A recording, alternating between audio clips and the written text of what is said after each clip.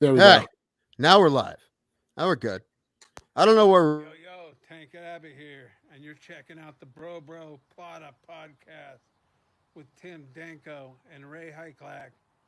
Check it out. Okay, Tank. Bro Plata 116.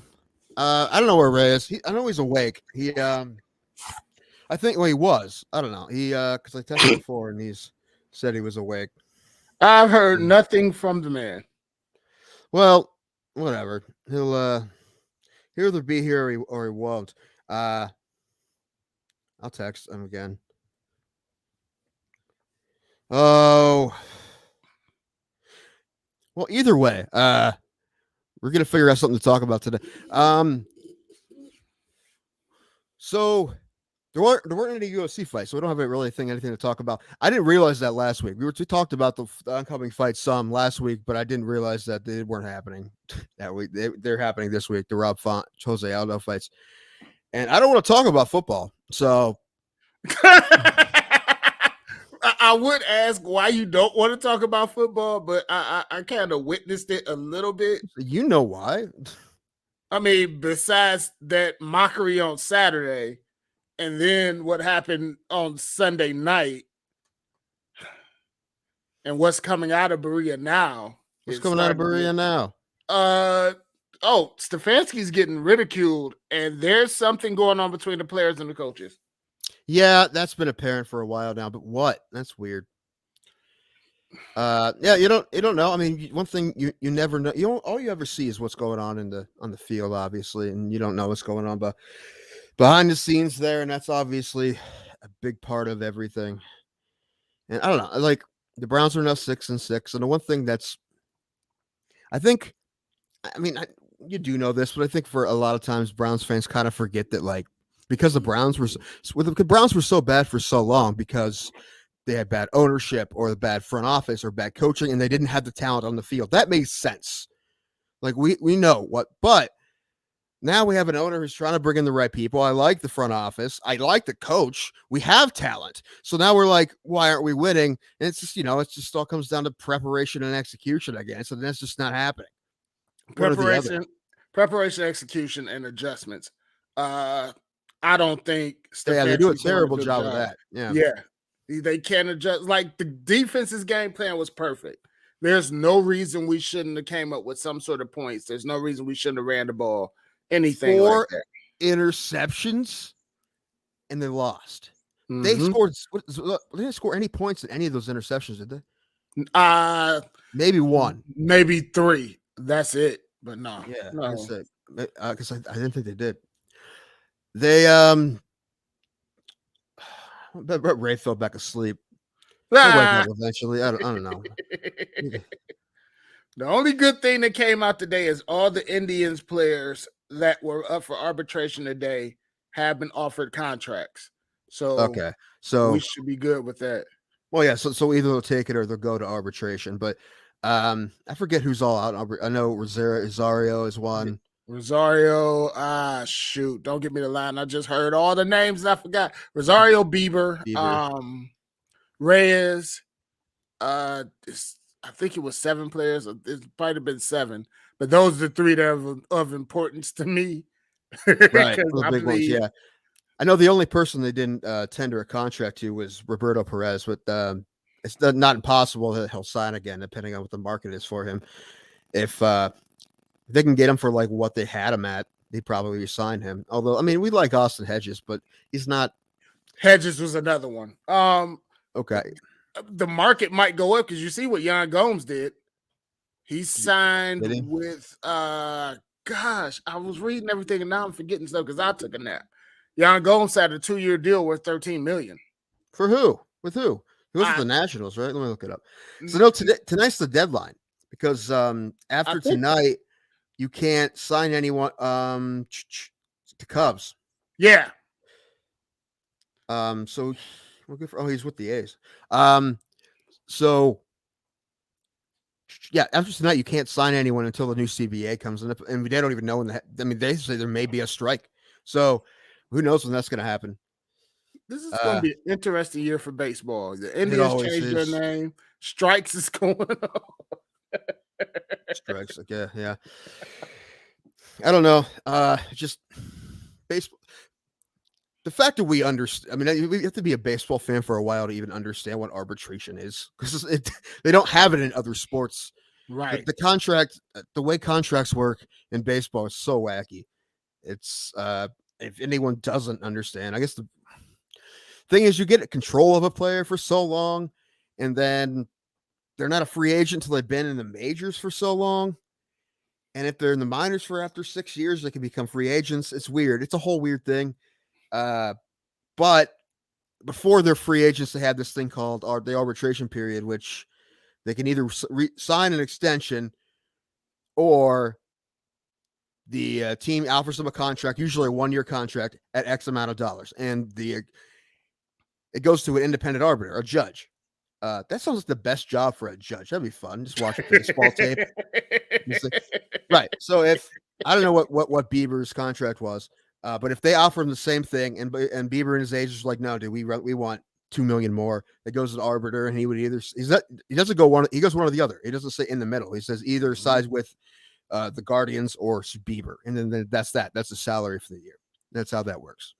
And I think you get three years or so of arbitration. I forget. Oh, hold on. Casey has a comment. Hold on.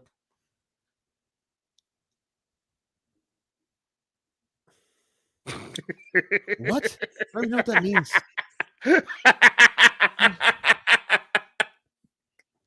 But no, I think another good thing is with the Indians publicly going saying they want another owner to come with them. I think either I've been saying this for a while, they're for sale. I don't care what anybody says. They've been soft for sale for a long time. Soft. Yeah. But the thing is, with baseball is another thing. You can lose every game and still make money in baseball, which is unfortunate because teams do it. The Pirates have been doing it for years. Like, it's true. I mean, that's great. He'll tell you about it. They're doing it, and Baltimore's doing it right now. And Cleveland luckily has smart front office people that know that they can't spend money, so they just try to chicken shit into chicken salad kind of thing, like stretch a dime as far as possible. And the fact that they ever have competitive teams is kind of a miracle. Those other teams, they only have it if they have a great farm system, and they'll have like 2 or 3 years of it. I mean, that's what the Pirates are doing now. They just traded Jacob Stallings for some young guys, which it makes sense. I mean, they're not going to make a playoffs this year, so I mean, Stallings is a good player. They can get something for him. They traded him to Miami. Hold on, he gave us an explanation. Hold on. We paid $10 of gas for the debit card, but they hold $70 from your card until it clears. Oh, that sucks. Yeah, that's horrible. Yeah, it sucks. One time, this is a while ago. I was like in my early 20s when this happened. I went to the movie theater. When there was a Regal down here, there isn't anymore. But I think I went to see one of the Harry Potter movies. Not really important, but there's a guy who worked at that theater like the entire time it was there that I remember, at least. He was like 100 years old, and he charged me like 7 times. Whoa! But at the time, that's all the money I had in my card. So we were supposed to go. My buddy was having a fight that weekend. We were going to stay the night. So all of a sudden, I have no money, and it wasn't my fault. Right? I was supposed to spend $7. Right? He took 50 out, and that's all I had. Right? So, and I didn't get back till like the next Monday. So I had to borrow money from one of my friends. I'm like, dude, this is embarrassing. But like, I told him what happened. He's like, wasn't your fault. And I know, but this sucks. I called the bank and they didn't do anything about it. I think they're a little bit better about that now. But, I hope so. I don't like banks. I don't trust banks. It's partially because I did crimes on banks. That's true. I don't trust because they don't trust me. I don't trust them. That makes sense. It's like they're the biggest racket. Like, what I don't understand is like with my job has an account with Chase. Mm-hmm. I have a Chase bank account. If their money is there in their account, then why I gotta wait 24 hours to get the rest of my check if I wanted to deposit it through an ATM? All the accounts should be linked. What is this? Oh, it has to go through this. Oh, it has to go through that. I want my money. I have prostitutes and pop to pay for. I don't want to in that order. So I don't trust banks at all. I got you. Can you pull the us? We have her zoomed in, and it just Let's drives me get nuts. this. If you pull it back, so There there we we go. go. There we go. And then I can do this. Hold on. I suppose I'll try to call Ray. But what I was going to say about the bank, I have the Walmart bank. I mean the one that's in Walmart, not the like you can just get a card from Walmart and put all your money. You can have your checks put on that thing. Yeah. I was a data girl, did that for a while, but no, I'm at the Walmart, and I use it. I use my checking account, and that's about it. They've locked my card up multiple times though, because I like they did it at CVS one time. I'm like CVS, why? And they sent me a text, and I had to clear it up with them. But I don't know what I wasn't buying anything weird. It was just CVS. I don't know. They've done it a couple times to me. It's just embarrassing because the cat. He may be. You know what? This has been like a beautiful mind situation, and like Ray's not real. He's just been a figment of our imagination this entire time. He's been like Paul Bettany in A Beautiful Mind to us. Unfortunately, he's real. He's so yeah. Wouldn't that suck if that's what your mind came up with? Like your mind's making people up, and it's Ray. I'm gonna be crazy. I want to be more creative, crazy. But I don't. That's what I'm saying. I don't like banks. I don't like rules with banker. If it's your money, I hate to sound like that commercial. It's my money. I want it now. But it's the truth, dude. Like, and that what bank was it? Was it WAMU? No, it was. That's one of the big ones. Was it WAMU? I forget which one it was. Shit, it's gonna drive me nuts. But how they didn't get shut down forever for what they did. They're putting. You talking about Wells Fargo? Wells Fargo. That's right. Yeah, and they're doing that. They're opening accounts for people. They're not telling about them, but charging them. I'm like, how is what? That was so insane, and like they were doing it to poor people. That was so mean. I can't believe they're even allowed to still be a bank. That's so evil. Like they don't make enough money as it is, especially after they got bailed out in 2008. Like really, like that. Jeez. I'm laughing, but it was somewhat similar to what I was doing. Like it was.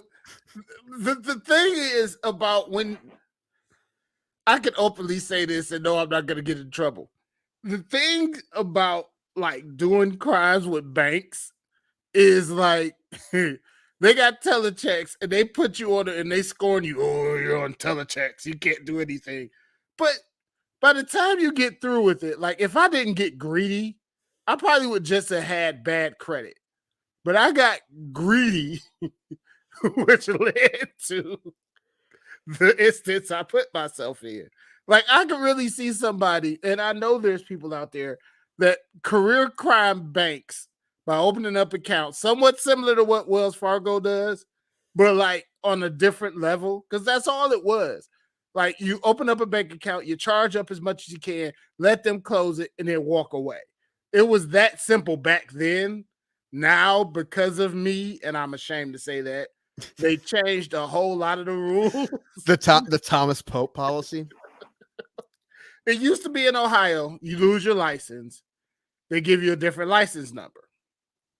Like say driver's license. Okay. Right. You lose your driver's license, give you a different license number. Well, you can't do that anymore because of me.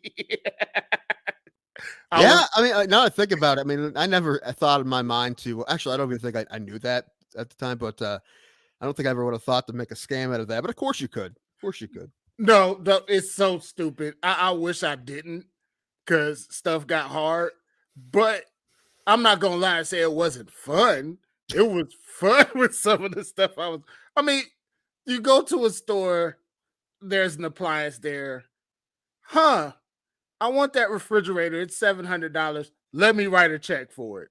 And back then, it wasn't like they had telechecks to really make sure. Certain places didn't make sure you had the money in the account. So you go and you buy the stuff and hey, I got a refrigerator for sale for $400 that I bought with nothing, and you make your money off of it. It was good, easy money. Yeah. Well. Yeah, you should have gotten in trouble for that. Yeah, that makes sense. But the fact that they didn't change that, I don't know, lock that down sooner was. You telling me that you couldn't be the only person doing that? No, I wasn't. That was the thing about that type of scam was I didn't learn it from anybody. The way it started, which is really stupid, JT, which was really dumb. I got a car, and I'm gonna tell the short version. I got a car with First Merit Bank, who doesn't exist anymore. And I basically, when you get the car, they give you a check and give you a bank account. So there's this shoe store in Euclid Mall when Euclid Mall was a thing. And I seen some Air Maxes. I said, I really want those shoes, but I don't have the money. Let me see if I can write this check to get them. Wrote the check, got the shoes. I said, there's something to this. So I go and buy another pair of shoes. And at this point, I'm staying with my mother. My mother's like, how are you coming up with $150 for shoes when you don't even make that much at Jacobs Field? I'm like, Ma, don't worry about it. Whatever. So shoes went to coats because I'm a Nike head. Nikes went to more Nikes, to gold chains that I gave my mother, to all sorts of stuff. It just grew. Doesn't it always get to that point? Like eventually you're buying ridiculous stuff. Like you're buying like diamond grills and stuff like you really don't need. Like that. Like the thing is, if you were just like buying groceries or something, you probably could have got away with it a long time. But then now Thomas had to pull an Icarus. Just keep going till we burn up. So this is what got me stopped. My car got repoed. I'm on the bus. Right. No, it didn't suck. I should have. If I'm doing all this crime to make all this money, then I should have at least paid my car note. Yeah, that's a good point. So I go downtown. Go downtown. The Disney store is down there. I go in the Disney store, buy a bunch of Disney stuff. Then I go to what used to be Dillard's in where Jack's Casino is. And I go buy a pair of jeans. And the check didn't clear. So the guy's stalling, and I'm like, something's wrong. Maybe I should walk off. No, I'm not going to walk off. I'm going to see what's going on. 2 sheriffs come down because they have their own department in the Dillards. And they're like, yeah, you're not going out of here with this. The Disney stuff's going back. You know this, that, and the other. And it possibly is an indictment on you. I'm like, whatever. It's just jeans, whatever, this, that, and the other. Not even a month later, I get the indictment papers about this thick from the county of Cuyahoga with $7,500 that they're charging me on. And that's how I got caught. They didn't even think about everything else that I did. They just went for that $7,500 and that was enough. How much bigger would the sentence have been if they went through everything? I wouldn't be home now. I'm going to say. I wouldn't be home now. You got lucky there, I guess. Of course, you get caught when you hit up the Disney store. I mean, Disney is probably the ones like, no, get his money. That's not. But come on, no, greedy bastards. I laughed all day. The day after, I sat at home. Remember the Disney store? It used to be a thing. I bought a whole bunch of T-shirts and stuff from Disney store, and I was going to buy some jeans because there's this nightclub that used to be the shit over that I used to go to. So I wanted to go looking good. And I sat at home the next day. I'm looking at my grandmother. My grandmother's looking at me, and she's like, "What are you laughing about?" I said, "Disney almost put me in jail." They would. I don't think they'd hesitate. But yeah, it's Disney don't play. I mean, I don't trust banks, but banks shouldn't trust all people. I see the misconnection with the relationship, but it's Right. I don't know. I don't think because of my banks and Walmart, if I have to go to it, I have to go into Walmart, which sucks. So I try not to do it as much as possible. Walmart's an adventure. I hate Walmart. I hate Walmart so much. I haven't gone in a long time. Like I do a pretty good job actively avoiding it. Like I'm like, do I really need to go here? Can I go to Aldi's instead? Can I go to Dollar General instead? Can I order something on Amazon? And then I try really hard not to go to Walmart. I just stopped going to the Walmart that's around from us. I don't know if Ray if you've been up here to experience. Hold on. I didn't catch the one before that. Yeah. I mean, yeah. But the Walmart up here, when it was open 24/7, oh, you Yeah. talk about material. You would have had material for days. For days. Well, Mike Polk Jr. Yeah. Mike, he had this great bit about how he I think he had a GPS that he was trying to take back to Walmart, and like it was already open or something, and they didn't have a receipt, and he wouldn't take it back. And someone told him to go to the Steelyards Commons Walmart because they'll take anything. And he had a bit about how they just like didn't give a shit at that. That's the Walmart of full adventure. I don't go to that Walmart because I don't have enough Kevlar. Oh. We talked about Steelyards Commons a couple of weeks ago. I mean, listen, I don't know how to explain it to anybody. It's just an area, and it is weird because all the buildings, it's like a steel theme, and it's weird to see like this. Like I don't even know if it's real steel. It's like a pillar around the Applebee's. I don't know. I mean, it's kind of a neat concept, but the fact is, it's not a real nice area. It's kind of funny. They opened it so people downtown would have an alternative than going out to the suburbs and shopping, because traffic when you coming from our downtown gets real congested. And that's why they opened it. But they forgot the element that they were opening it near. Like that element is wild. I mean, you see some wild stuff going into that Walmart. We've seen hair pulls, women just clearly walking out with stuff.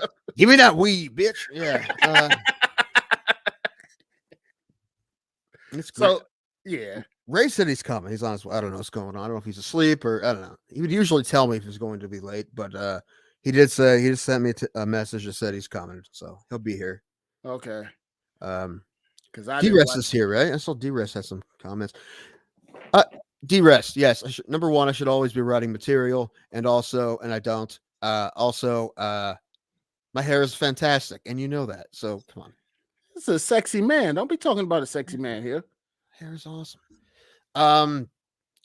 Actually, I thinking this. I have anytime that I write bits, kind of, I usually do it on pen and paper, although I haven't really done it in a while. But because I have my phone on me all the time, if I think of something, because I will forget it if I don't put it in my phone right away. So I put sometimes I don't even know what it is. I just put like a random thought in here, and then I have to see what it is or how to. This concept's not necessarily punchlines, but this is just yeah. I was gonna say premises. But I'm looking at all these I have, and I'm like, there's some good stuff in here. Maybe I need to get a stage again and start writing this stuff, because I think there's some stuff in here that can actually be good.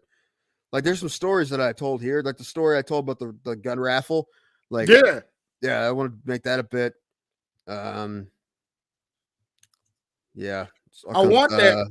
I want to do that when you went on your rant about your sports rant. I want that clip badly. I want it so badly that I made a decision with Fingerhut. What the fuck is Fingerhut? Do I want to know? You don't know about Fingerhut? I think I want to know.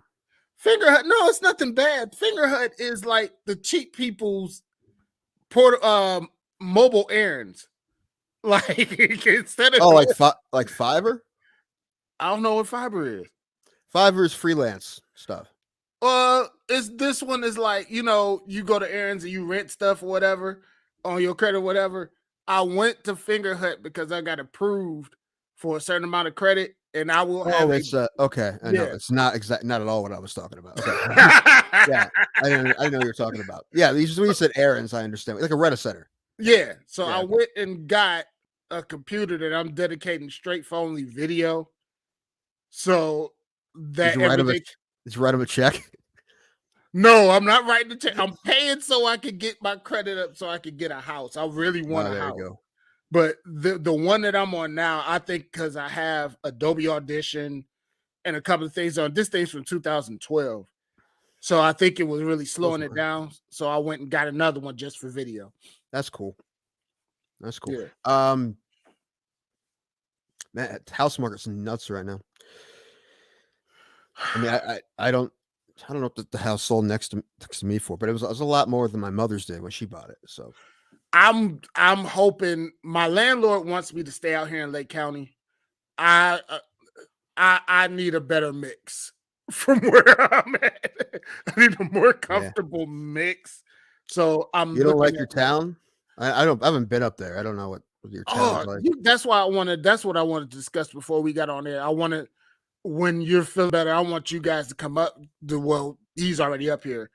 We're gonna do something really funky for the intro. I got an idea. I got like a couple of ideas. But up here, it's not that it's bad. Like, my neighbors are great. Both of them got AR-15s. They protect me like nobody's business. So it's cool to be here for like another couple of years. But I want a house because I don't like. I have a backyard, but it's not big enough to do the stuff I want to do with it. Like, I threw a birthday party up here a couple of years ago. We were noisy. Nobody called the police or anything. They're fine. It's just I want a house because I know how loud and rowdy my people get when they get high and all that, because they're all either Republicans or straight Democrats, and the discussions get fun. So I want room for them to expand. A boxing ring in your backyard. Oh man, it's so funny. And like I said, you're coming up here. You got to come up here. My friends are so eclectic. It's fun to watch them interact. And it's like, you would think it'd be clashes, but they're all just, all right, let's go smoke. All right, fine. And it's fun as shit. I love it. So I do have multiple groups of friends like that. Like all my comic friends and my good friends are pretty left leaning, liberal for the most part. But then I hang out with my brother and his friends, and they're all good people, and they're completely the opposite. But they're all good people, right? And I hang out with both of them. But yeah, I know that if there's a political discussion that goes on around my brother's friends, I just kind of stay out of it. And they're well aware that I have a different opinion, but I'm like, I'm not going to argue when there's 8 of you and 1 of me, because this is going to be a shouting match, and you're going to win. There's 8 of you, and plus I don't. If you're talking about sports, I'd argue with you about sports 8 on 1. But do I try to follow politics enough to be informed a bit? Yes. But do I know enough to have an informed debate with people? No, not really. Even if I'm more informed than other people, that's not the kind of debate I'm really like to get into. It's always good to be informed, but like when I'm with my friends, I don't want to. We'll talk about stuff, and they might have, like, my bestest friend Ray knows him. Ray's trying to get him on to talk about baseball. He's my bestest friend in the whole wide world. My brother from another mother. They are avid right-wing whatevers. I don't care. I love him. I want to be around him because through my tough times, through everything, we've been there for each other. So that's like, whatever. I don't care what you believe. Where's your dogs? I'm going to pet them. I'm going to kiss them. I might smoke a little bit of your weed. But come on, let's go. And that's all that is. Now, sports, you're right. With sports, I'm going to argue you down. Yeah, I'll argue with the random dude at the bar about sports, yeah. For sure. But, yeah. You know, the one I used to have for years was, like, being at a bar and there's an Indians game on, and Trevor Bauer was pitching, and someone was like, Trevor Bauer sucks. I'm like, he doesn't suck. I'm like, he's too crazy. I'm like, you've talked to this dude? He's too nuts not to eventually be one of the best pitchers in baseball. Yeah, then it happened. But then, so I guess I was right. I just didn't expect this other shit to happen. Some people don't even think that he's going to play again in Major League Baseball. And that's what's sad. Man, because I love the kid. I really did. Well, even when he released that thing to say that he was going away, I still was. I took that better than I took the LeBron thing because I love the kid. The kid was just awesome. But well, we traded him. Like, he was traded to the Reds. But who we get? We got Puig in that trade. Yeah. I forget what else. But this thing now, these allegations with the women, I don't know what's, like, the rough sex allegations or something like that. The one was thrown out in court, but there's more, I think. And then I don't know what else is going on. I don't know, but I don't know enough about it. But apparently, what I'm hearing is a lot of people don't think he's going to play Major League Baseball anymore. Which is weird because, again, I don't know if he actually did anything wrong for sure. I don't know. We'll never know. It's like the old Deshaun Watson thing. But I mean, I'll get to that in a second. But Bauer I think it's funny about Bowers. He's huge. He's huge on social media. He's been doing a great job of making himself a star. Major League Baseball definitely did not say Trevor Bauer is the guy we want to make a star. It was the opposite. He was on the bottom of the list. But he did it himself, and he did a great job of it.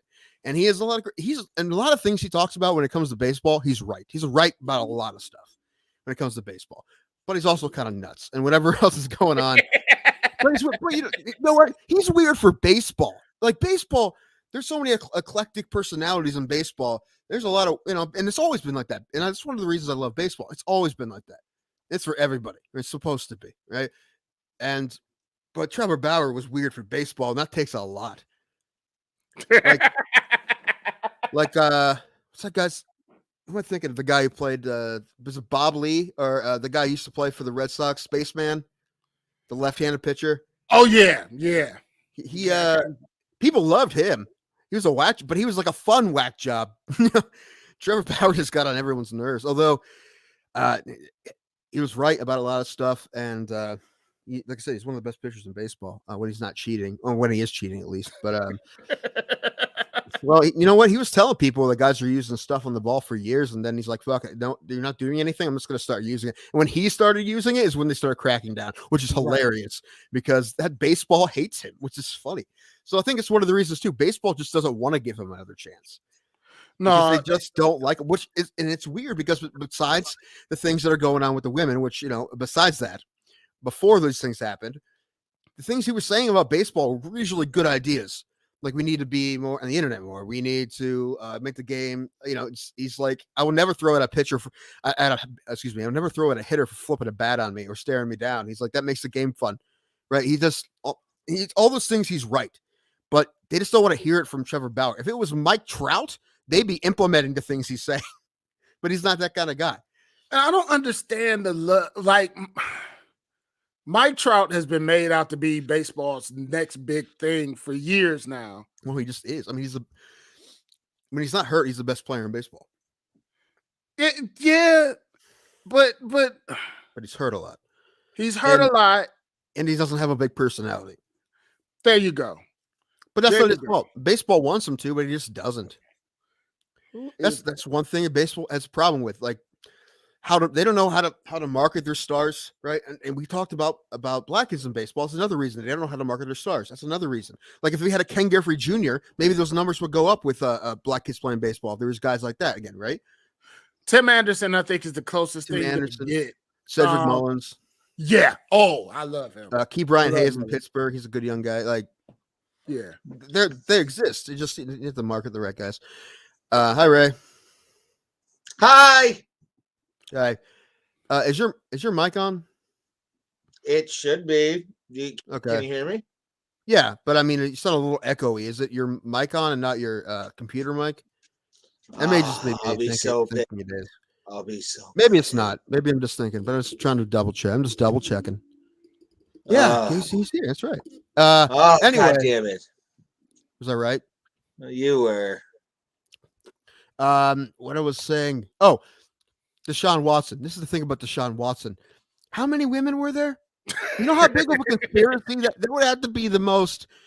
Man, that'd be an insane conspiracy if like 40 women that didn't know each other just all got together and like, dude, like you have to dig really deep to find that Reddit group and like just, hey, let's just pick a random football player and ruin his life. Like there's way too many for them not to be true. You know what though? Something that's similar to that would be like if they all did get together and do that. There's a craze going on now with athletes and superstars with fake Twitter accounts that are saying to do different things like this. And I did not pay attention to because I got by the fake Miz, which really hurt my feelings. First of all, the Miz is fake to begin with. Hey. We all know this. That's about all I know about wrestling. That's the most I know about wrestling. I know who the Miz is. And that's only because he played in the celebrity softball games at All-Star Weekend. That's the only reason I know who the Miz is. I saw his dad Friday on Black Friday at AIW in Eastlake. It was hilarious. Like all of a sudden, I just see this dude like being like walked. And I'm like, I know that guy from WrestleMania. Oh, that's the Mrs. Dad. All right. I actually like you more than I like your son. I missed the Miz. Gargano was home over the weekend too. He was, yeah. And then, oh my God, who else did? I saw Tim. This will probably pop you a little bit. I saw the filthy one, Mr. EPO himself, Filthy Tom Lawler was in Eastlake wrestling, and he had a match, and he did. He had a match. He was the best part about that match, and that's all I'll say about that. That's love AIW. Okay, are we done talking about wrestling? No. Well, I know we're not done forever. That would never happen. I know that much. But Hi, Casey. He says, I'm here. I am here. yeah, it's true. Where were you? Did you fall asleep again? I took a nap because I got home early. Yeah, and then you told me you took a nap. Did you fall back asleep? Yeah. Oh. No, I was setting up because I woke up feeling like Frank Mir at Triad Combat. Have you seen that video of him just out on his feet at Triad Combat? Oh yeah, he almost died. Yeah. All the small highlights I saw of that Triad Combat thing look actually pretty fun. It actually looked pretty cool. The ring looks kind of cool. I'm not gonna lie. Or I the like triangle. the boxing with the super small gloves. Right? How on the they didn't have gloves on, right? They're just like 4-ounce gloves. Yeah, they looked like they were a lot more rounded at the knuckle. And looked like small boxing gloves, but you could actually like move your hands and shit. So, and Frank Mir, from what I saw, like got fucked up hard. Casey says Roseanne Barr has a YouTube channel. Well, good. What's she doing over there? Is she live streaming her her ambient attacks? Oh, that'd be great. She just takes a handful and she just sits there for half an hour, and then all of a sudden she just rants. I still think if she would have used Zera, it would have been Zera from. I think she would still be cool today. I'm not gonna lie. All right, Ray. This is drug truck rep Ray over here. Okay. I'm funny. This is something that I saw was trending on Twitter. I don't know what it is. What's a mayonnaise monkey? Or a mayo monkey? What's that?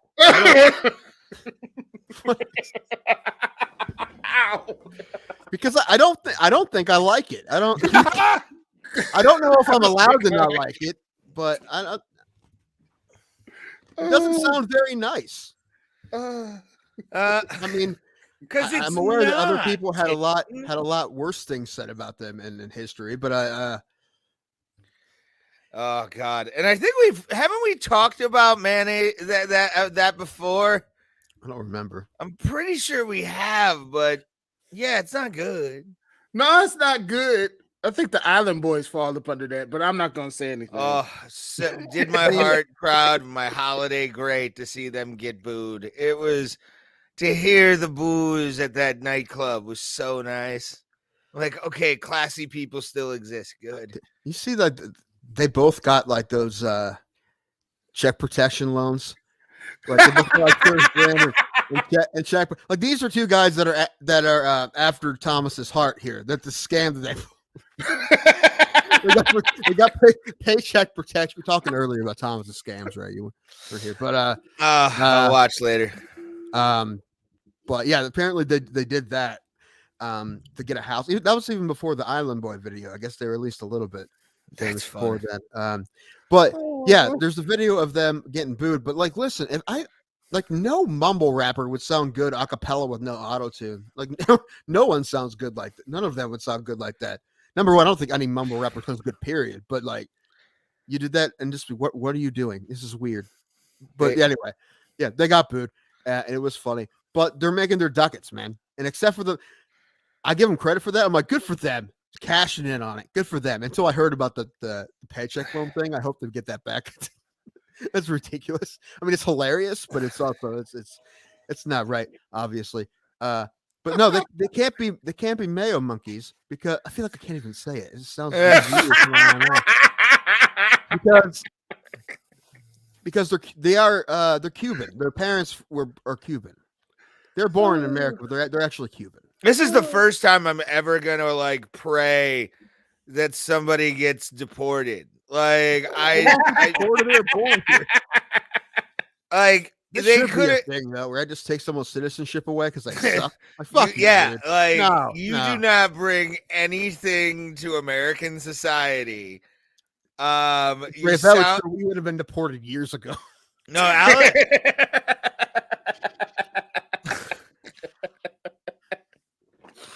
Why? Why am I being sent to Mexico? I wasn't even there. Yeah.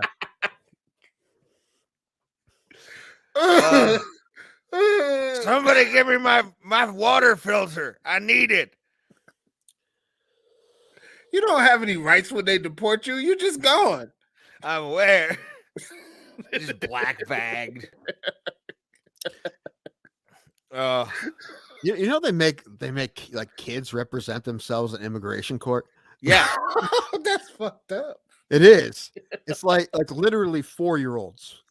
Yeah. Elian Gonzalez had to go through that shit when he was here.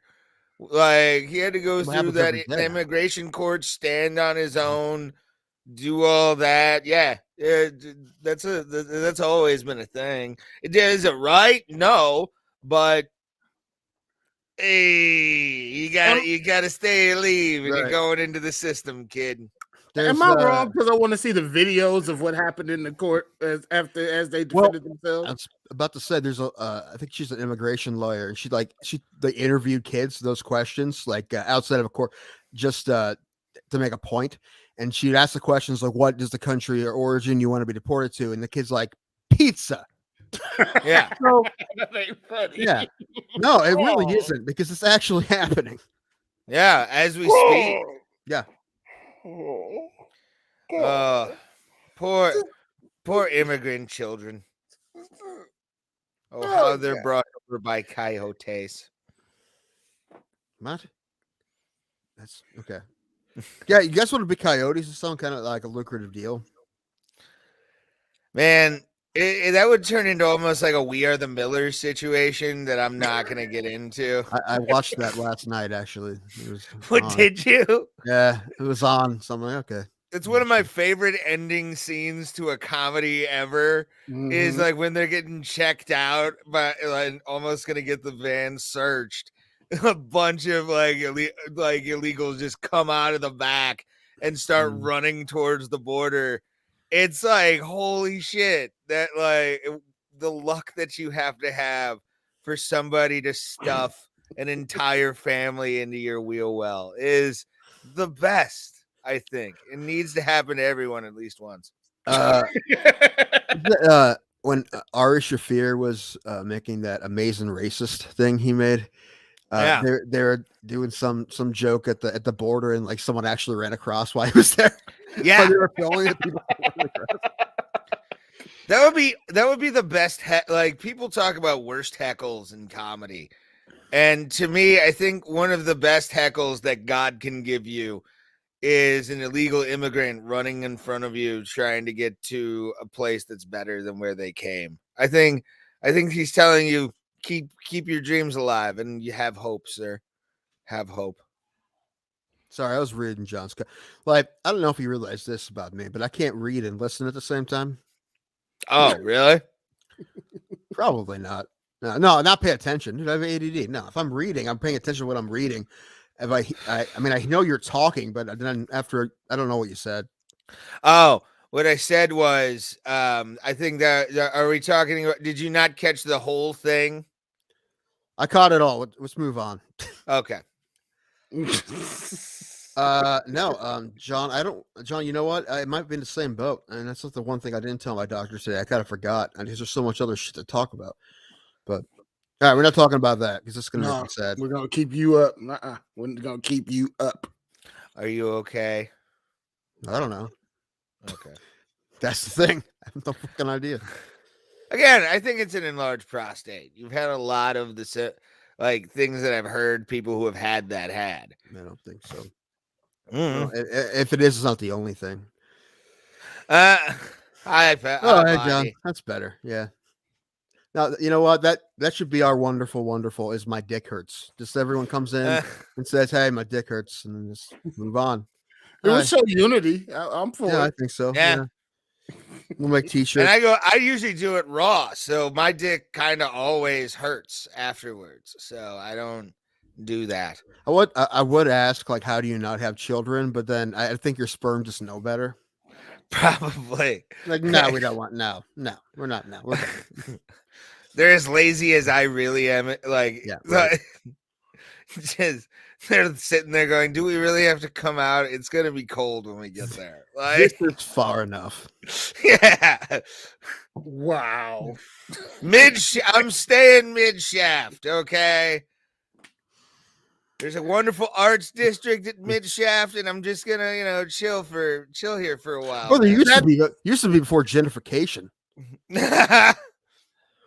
Yeah, then that microbrew came in, and you're like, gentrification is when Ray takes his next piss and just flushes it all out.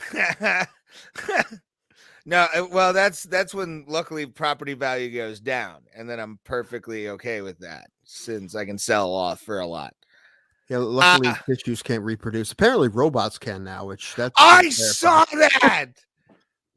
I was eating a taco bowl, and all of a sudden I saw like Xenobots which by the way, Xenobots sounds like a really like shitty knockoff of Transformers. It says So technically GoBots. Yeah. Yeah. Well, no, this is like below GoBots. This is like something you see in like this is like something North Korea would create for their people to watch, like Xenobots. Like that would be the entire song, like just Xenobots like that over and over again. it sounds like a pack for Connects you would buy. Yes. Connect Xenobots. Oh, okay. Sounds like a game you play for like the Switch where you have to drop one of those toys on the screen. That's the only way you can play it.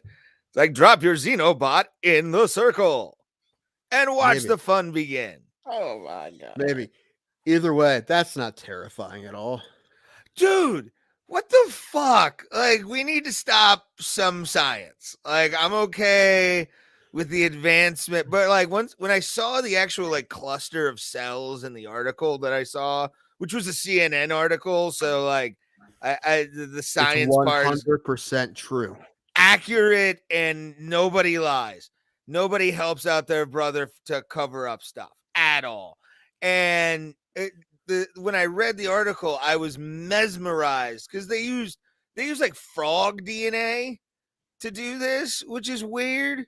Vaseline is turning the robots gay. Turn the freaking robots gay. Oh. God. No, well, it depends on what stall you have. If you're in like the handicap stall, have at it. But like that small one, that's more of a blowjob stall. We all know listen, that, right? for a long time, that was the only place for closeted businessmen to get some. It really and was. Politicians. I have a wide stance. Yes. Oh. I tapped my foot because I was trying to get out. That's all I was doing. I didn't want to hand her underneath the stall. Poor Lindsey Graham. The thing is, like, number one, has he ever came out? I don't think he has. What? So I guess I can't really say that. Lindsey Graham, he's never came out, right? No, he's still in the Congress and all that. Now it would be fine. But the thing is, he wouldn't have his career if he didn't shut his mouth. That's actually true, and that's very unfortunate. You mean it's not unfortunate? I don't like Lindsey Graham anyway. So like I'm not talking about him specifically. I'm just talking about any politician. Well, especially a Republican politician. I'm trying to think of like who else. Well, Elliot Spitzer was Our world revolves around you. Sorry. Thank you. Elliot Spitzer, I buy hookers for you. People watching, that's a car commercial here. It is, yeah. Which Which I got annoyed with a few times watching UFC because it kept playing over and over again.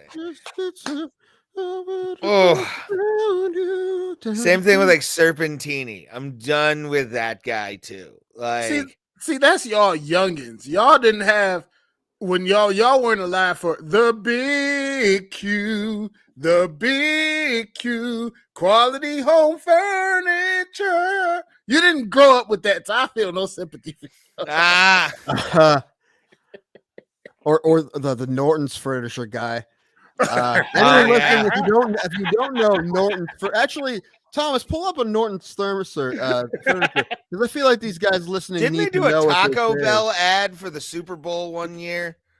I think they did an ad for Norton Furniture did an ad for Taco Bell because like it became a YouTube thing. And you're watching this Norton Furniture commercial, and all of a sudden, like 2 chalupas come into screen. And you're like, did this fucker just make a lot of money to do a fucking Taco Bell ad?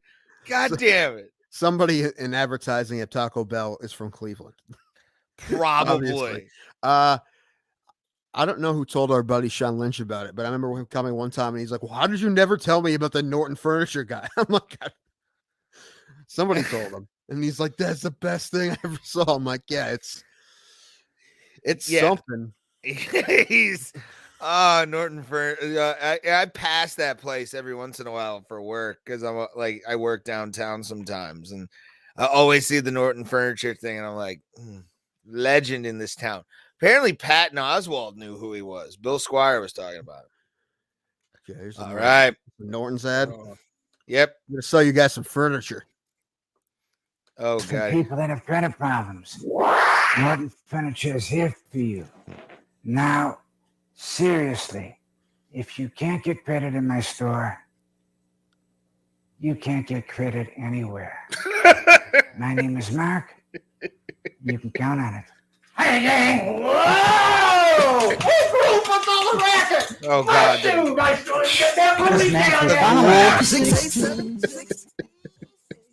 The freaking ghoul of all things. Oh, that's awesome. Norton's Furniture. You can't get credit here. You can't get anywhere. Oh, man. It's like he's trying to be Brando in The Godfather, but just can't quit smoking cools. Like that's unfiltered all day for that man. Unfiltered. No. It's not cools. We gonna be real here. We know where Norton Furniture is located. He was doing Newports all day.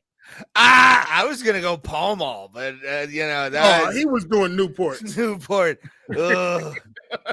Probably the worst menthol cigarette I've ever had in my life, man. Like, yes, it's a real commercial, John. That dude exists. Yeah, it was real.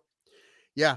However, now that we're talking furniture commercials, my favorite furniture commercial ever.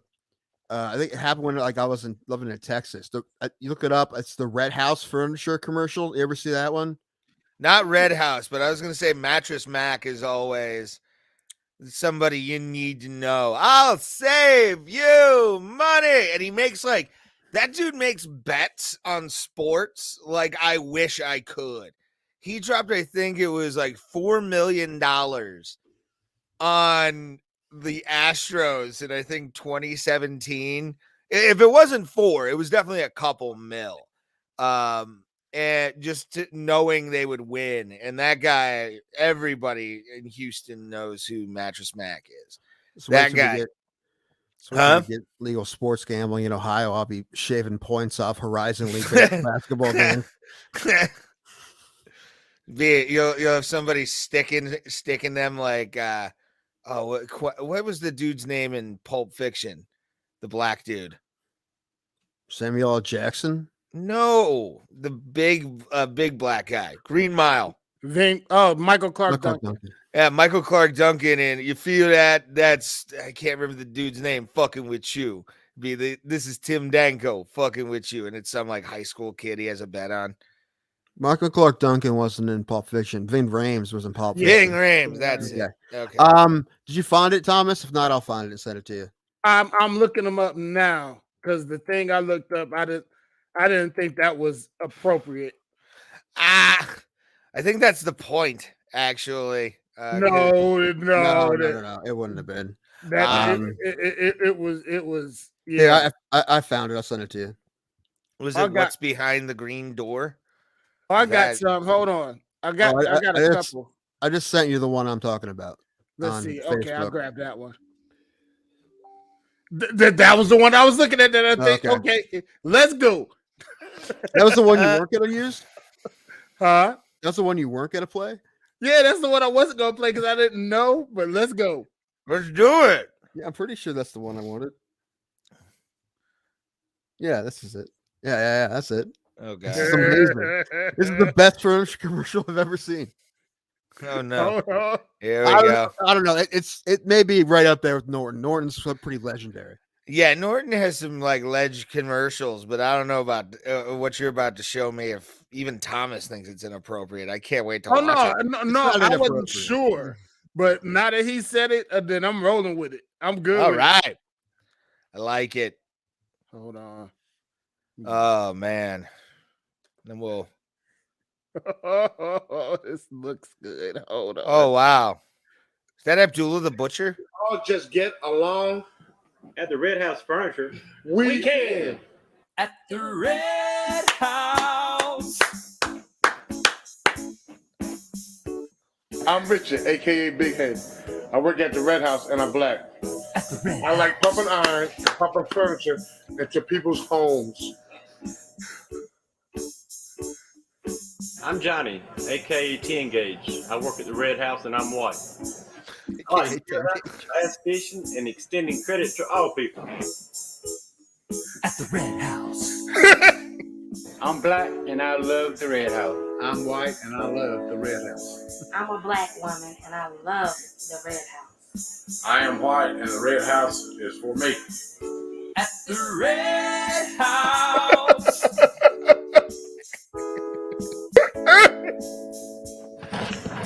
Look at the sofa. It's perfect for a black person or a white person.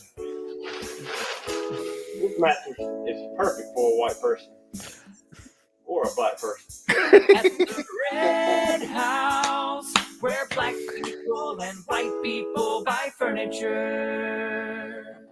And Hispanic people too. And all people. Of course it's North Carolina. Of course it's North Carolina. Oh my god. Oh, that was so fucking awesome. That's so good. That's so great. Where white people and black people buy furniture. You know what? We need to make our theme 100% a parody of that. Bro, Plata. White people and black people talk fights. Oh. And sometimes Hispanic people. God, that was awesome. Let's unpack that commercial real fast because there's a lot going on. First of all, listen, I love when public access, when the local public access commercials kill it. Because the ones I see around here, I've seen a million times watching sporting events or whatever. I've seen a million times. They do not kill it, but that one kills it. That kills it.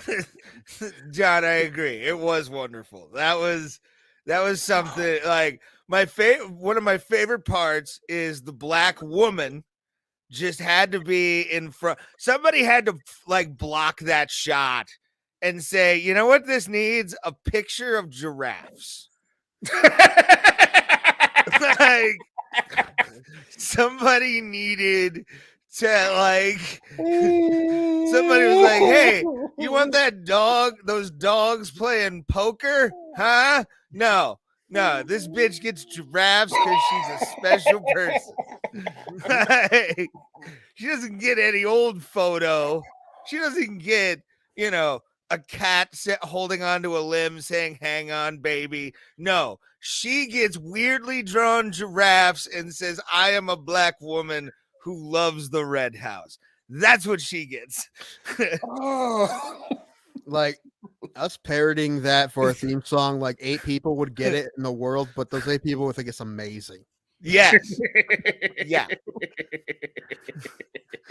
Bro, Plata, where are people when black people talk fighting? Oh, we're gonna make it happen. It's gonna. But my favorite part, what was I forget the black jet or 10 gauge. 10 Already gauge. a fan of the nickname, AKA 10 gauge. Yeah. Okay. Of course. Just shoots through the savings all the time. oh. He blasts through paperwork like a champion. Like, what? You had like the weird white trucker guy who plays golf on Sundays in North Carolina. Just oh my god, and what was with the guys who were cosplaying like business professional Panic at the Disco? Like, what was because the one dude had like super Brendan Erie hair from like 2004. That may have been when that video was made, but yeah, it was 12 years ago, so it was because no, I was gonna say that I think they borrowed those 2 guys from like the local community college a cappella group. Like that's where they came from. They came from the Blow Tones or whatever. That was beautiful. That was one of the greatest commercials I've ever seen. I'm really happy that came up, and I was able to share that with you guys because you haven't seen it. That's good. Oh, that beats. I'm in California, so people are sensitive here. You can't mention somebody Mexican. Yeah, weird times. Jesus Christ. Who do you think pitched that commercial, guys? Because you know there's no ad firm, man. That was just like that was all in-house. Yeah. They went to like the California Broadcasting School and can we get 2 people and Sony handy cams? Like that was it. Give me your highest students. Yeah. Can we all just get along, fam? Yeah. I love the fact they had the black guy jump on the white couch. That was another thing, right? Thomas, you're like, dude, when he jumped on a white couch, I was like, come on. I understand he would have been lost if it was a brown couch, but at the same time, because the camera doesn't pick that stuff up. We've learned that with facial recognition. We've known this. So that's why they make inclusive cameras. No, they do. The new Google Pixel, they actually call it the most inclusive camera ever. And you're like, what does inclusive mean to you? Is the question. What does it mean? Look, but no. Everybody got moles and marks. You're gonna catch them. What if there is no? Come on, man. But no, it's funny to me that commercial is like in 2009 was made. 2009, probably earlier, but like just the ham-fistedness of inclusiveness was so like it was like Tyson hitting you at 92. Like you're going down with all the racism, just all of it over. They cured racism. Apparently, it's done. I bet that is probably the most inclusive town in America. That town of North Carolina. Oh man, they fixed it. Oh.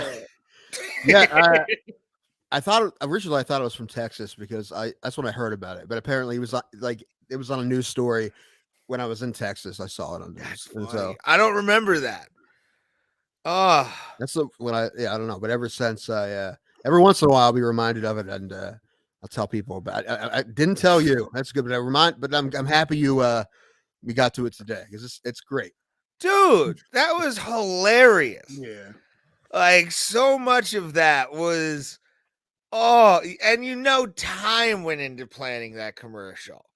Like people were paid at a local advert agency, probably in the same strip mall, if we're being honest. You know what? How much money can we put together? Let's get a public access commercial and we'll just get a parody that completely. Oh yes, That's what they make these for. That's why I want to shoot some video. Yeah, we could do it. Bro, Plata. Yeah. One of y'all got to know how to play a musical instrument though, because I don't know how to play any musical. Well, I can play a keyboard well enough to do that. Whatever I was that about to was. say, That was Tim can play the keyboard, which would even be better. Yeah, I could do that. We have to show video of him as he's playing the keyboard. We have to wear Like ties and shirts. It's like I type. Sure.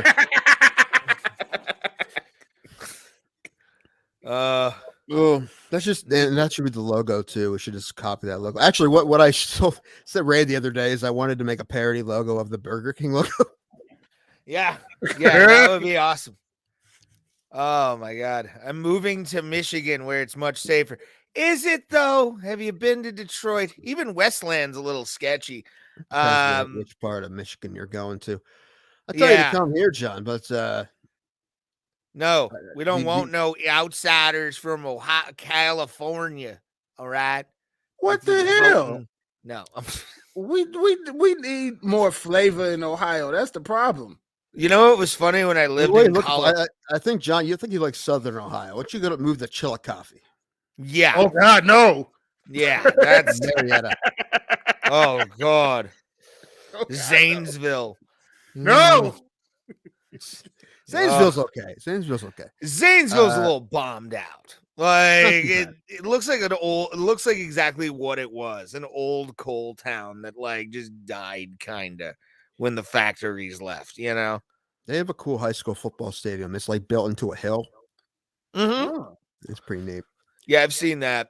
The one in I did a show in Mansfield, and there's a school there that's got like, it looks like a small Ohio State stadium. Yeah, it's like concrete. Yeah. Yeah, it's yeah, my buddy teaches there. Oh, okay. Yeah. I did a bar or show at what I assume used to be a strip club that just became a bar, which is the sad thing to happen to a strip club, just to become a bar. Like your strippers were that bad that like they were like, you know what, we'd rather just pay $7 for a drink. Like that's how I always treated the Happening Lounge. like I only would ever go there when like it's usually when I was working with Joe Howard and whoever, like either Florentine or Jameson, because Joe would like insist that we go over there because it's hilarious. It is. One of my favorites. One of my favorite stories that I have. The weekend I got COVID, I went to a strip club with Anthony Cumia, and we were probably one of 7 white people at this place, and Anthony was all over a black stripper, and I'm like, this just pushed race relations up 5 years just by Anthony Cumia. Just Cumia and Red House Furniture, man, gonna save the world. What strip club was this? Dreamers. Never heard of it. A couple years ago, Chris Harvey, the coach of the softball team, and it got Dreamers to sponsor it. Yeah, Dreamers. Dreamers is a fun fucking strip club. I mean, I loved that place for the B-level strippers that were there. You were like, yes, just big old asses. Thomas, you would have loved the place. Just booty everywhere, thighs for days. Just so good. I was living the dream that night. It was wonderful. Best $250 I've ever gotten. Good Lord. Jeez. Gotten or spent? I got out of the ATM to give to strippers out through the night. Did you make it? I wish that would have been fun. I yesterday actually listened a little bit to an old Opie and Anthony episode from which back episode? In the day. Take a guess, man. It was from like 2006. Like when I tell you, you're like, oh, of course, that's the one. Can I guess if it had a guest comic on there? Yeah. Patrice O'Neal. No, it's when It's when they had Schizo Bill on. Oh yeah, that was a day. If I remember listening to that live. I didn't love the bit, man. I didn't love the bit they were doing. It was Marty Malloy, number one. Cecil Bell was a comic in Cleveland. He used to go by Schizo Bill. Now he goes by his real name is Marty Malloy. He was on Last Comic Standing as well. Yeah. And he's really funny. He's hilarious. But he was on that show because they had the American Mess thing, or whatever. Mm-hmm. And they had him on there to make fun of him. But the thing is, like, Bill Squire took him to the show. Yeah. Which is like hilarious. Right. Yeah, Marty was well aware of what was happening. Like, it wasn't like, they're trying to like really get him to go off, but he's well aware of what was happening. So he did good on there. They did this bit where they just kept repeating the same stuff, like he was going nuts. Which the video I was watching, like the video was messed up. So I thought at first I thought it was actually going backwards. I'm like, what are they? I mean, then I'm like, oh, okay, they're doing a bit. I'm like, all right, that's okay. Yeah, they had the beekeeper come in and like tell him they wasn't really there. Like, I was about to say then Ron and Fez did the exact same thing on their show right afterwards. Like Schizo Bill stayed, and I love Schizo. What's your favorite Schizo Bill story? Because like if you ever get a chance, I don't know if he has anything on YouTube, but go check out Schizo Bill Marty Malloy. He is something. We is in Ohio. I saw a video last night. It was a video from a while ago at Hilarities, and he killed. Yeah, and I love him. And my favorite Schizo Bill story ever is the Improv used to do afternoon auditions. Yeah. I always say and write OH like Stipe. Well, nobody was really doing that on Shut up, Ray. Stop it. I'm genuinely surprised when I messaged you guys and found out, because I think I was sleeping when the game was going on. Because I was sleeping during the game. Right. Oh. And I took a big anger nap. Like right after, you're like, meh. Slam your phone down like a child. No, right after I went to $2 and got drinks. Yeah, nice. Yeah. Nice. Yeah. Oh, man. The only thing I'll say about that is that it sucks it happened, but in reality, it's good for the rivalry. I mean, they haven't won in 10 years. So, yeah. And the game next year will be a bigger deal now. So I get that. But I mean, I knew it was going to happen eventually. And I knew when it would, I'd be like, it sucks. We liked winning every game. Especially this year, because, we were going to go to the champ. That was in that movie. Championship game, and that was in that movie. Schizo Bill and the Search for the Lost Gold, I think was the name of that movie. Marty did great in that. Did he? He did, very much so. Oh man, but no, yeah. And then, did you guys talk about the Browns yet, or no? We're not talking. We're not going to. Yeah. Can I give my 2 cents on that game? No, you can't.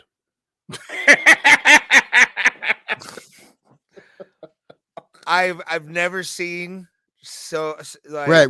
I don't think you heard me. I said no, you can't. But the amount of flags that were thrown. That was all time. I mean, the Thanksgiving game was ridiculous. But like you could make a quilt with the amount of flags that were thrown in that fucking Thursday night game. It was. Did you guys watch that game or no? The Thursday night game? No, I think I watched it. I watched it. The Dallas game? Yeah, I watched part of it, but after CeeDee Lamb and what's the name, I kind of tuned out. Yeah, it was weird. It was very weird. I also did watch it as an annual tradition, the Creed Thanksgiving Day performance. So good. Need to watch 20 years now. 20 years. So good. It's so good. My favorite part about that is like we just had the biggest tragedy we had in so long in this country. That was right after 9/11, right? So Yeah. who do you get? Who do you get for an American holiday halftime show, American sport at the stadium where America's team is playing? You get America's band. You get Creed. Children, don't stop dancing.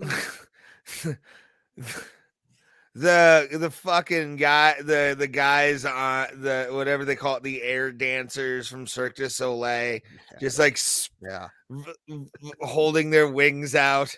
You're like, Jesus Christ. The choir is great. Like Creed should ever always have a big choir with them. That would be awesome. Scott Stapp just like filling the Kent stage with singers. Yes. Oh. What were you saying about Marty and the improv auditions? So I had just started going to this, and he was like getting off his meds for I think one of the first times, and he was just writing down jokes. And one of the first things I said to him when I used to go to the auditions one day was, "Do you know anybody that is plotting against me?" And I was like, "Oh, this is comedy, okay."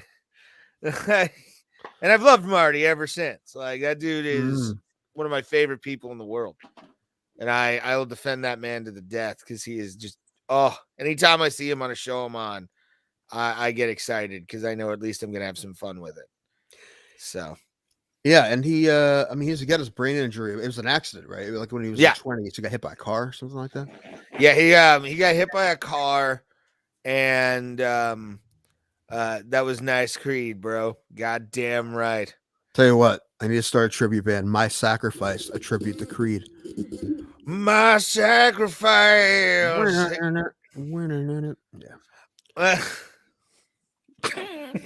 Do I see my children? No, I don't, because I'm in a Creed band. I don't understand what this is. Okay. Can we talk about something? No. An MMA that I've been thinking about.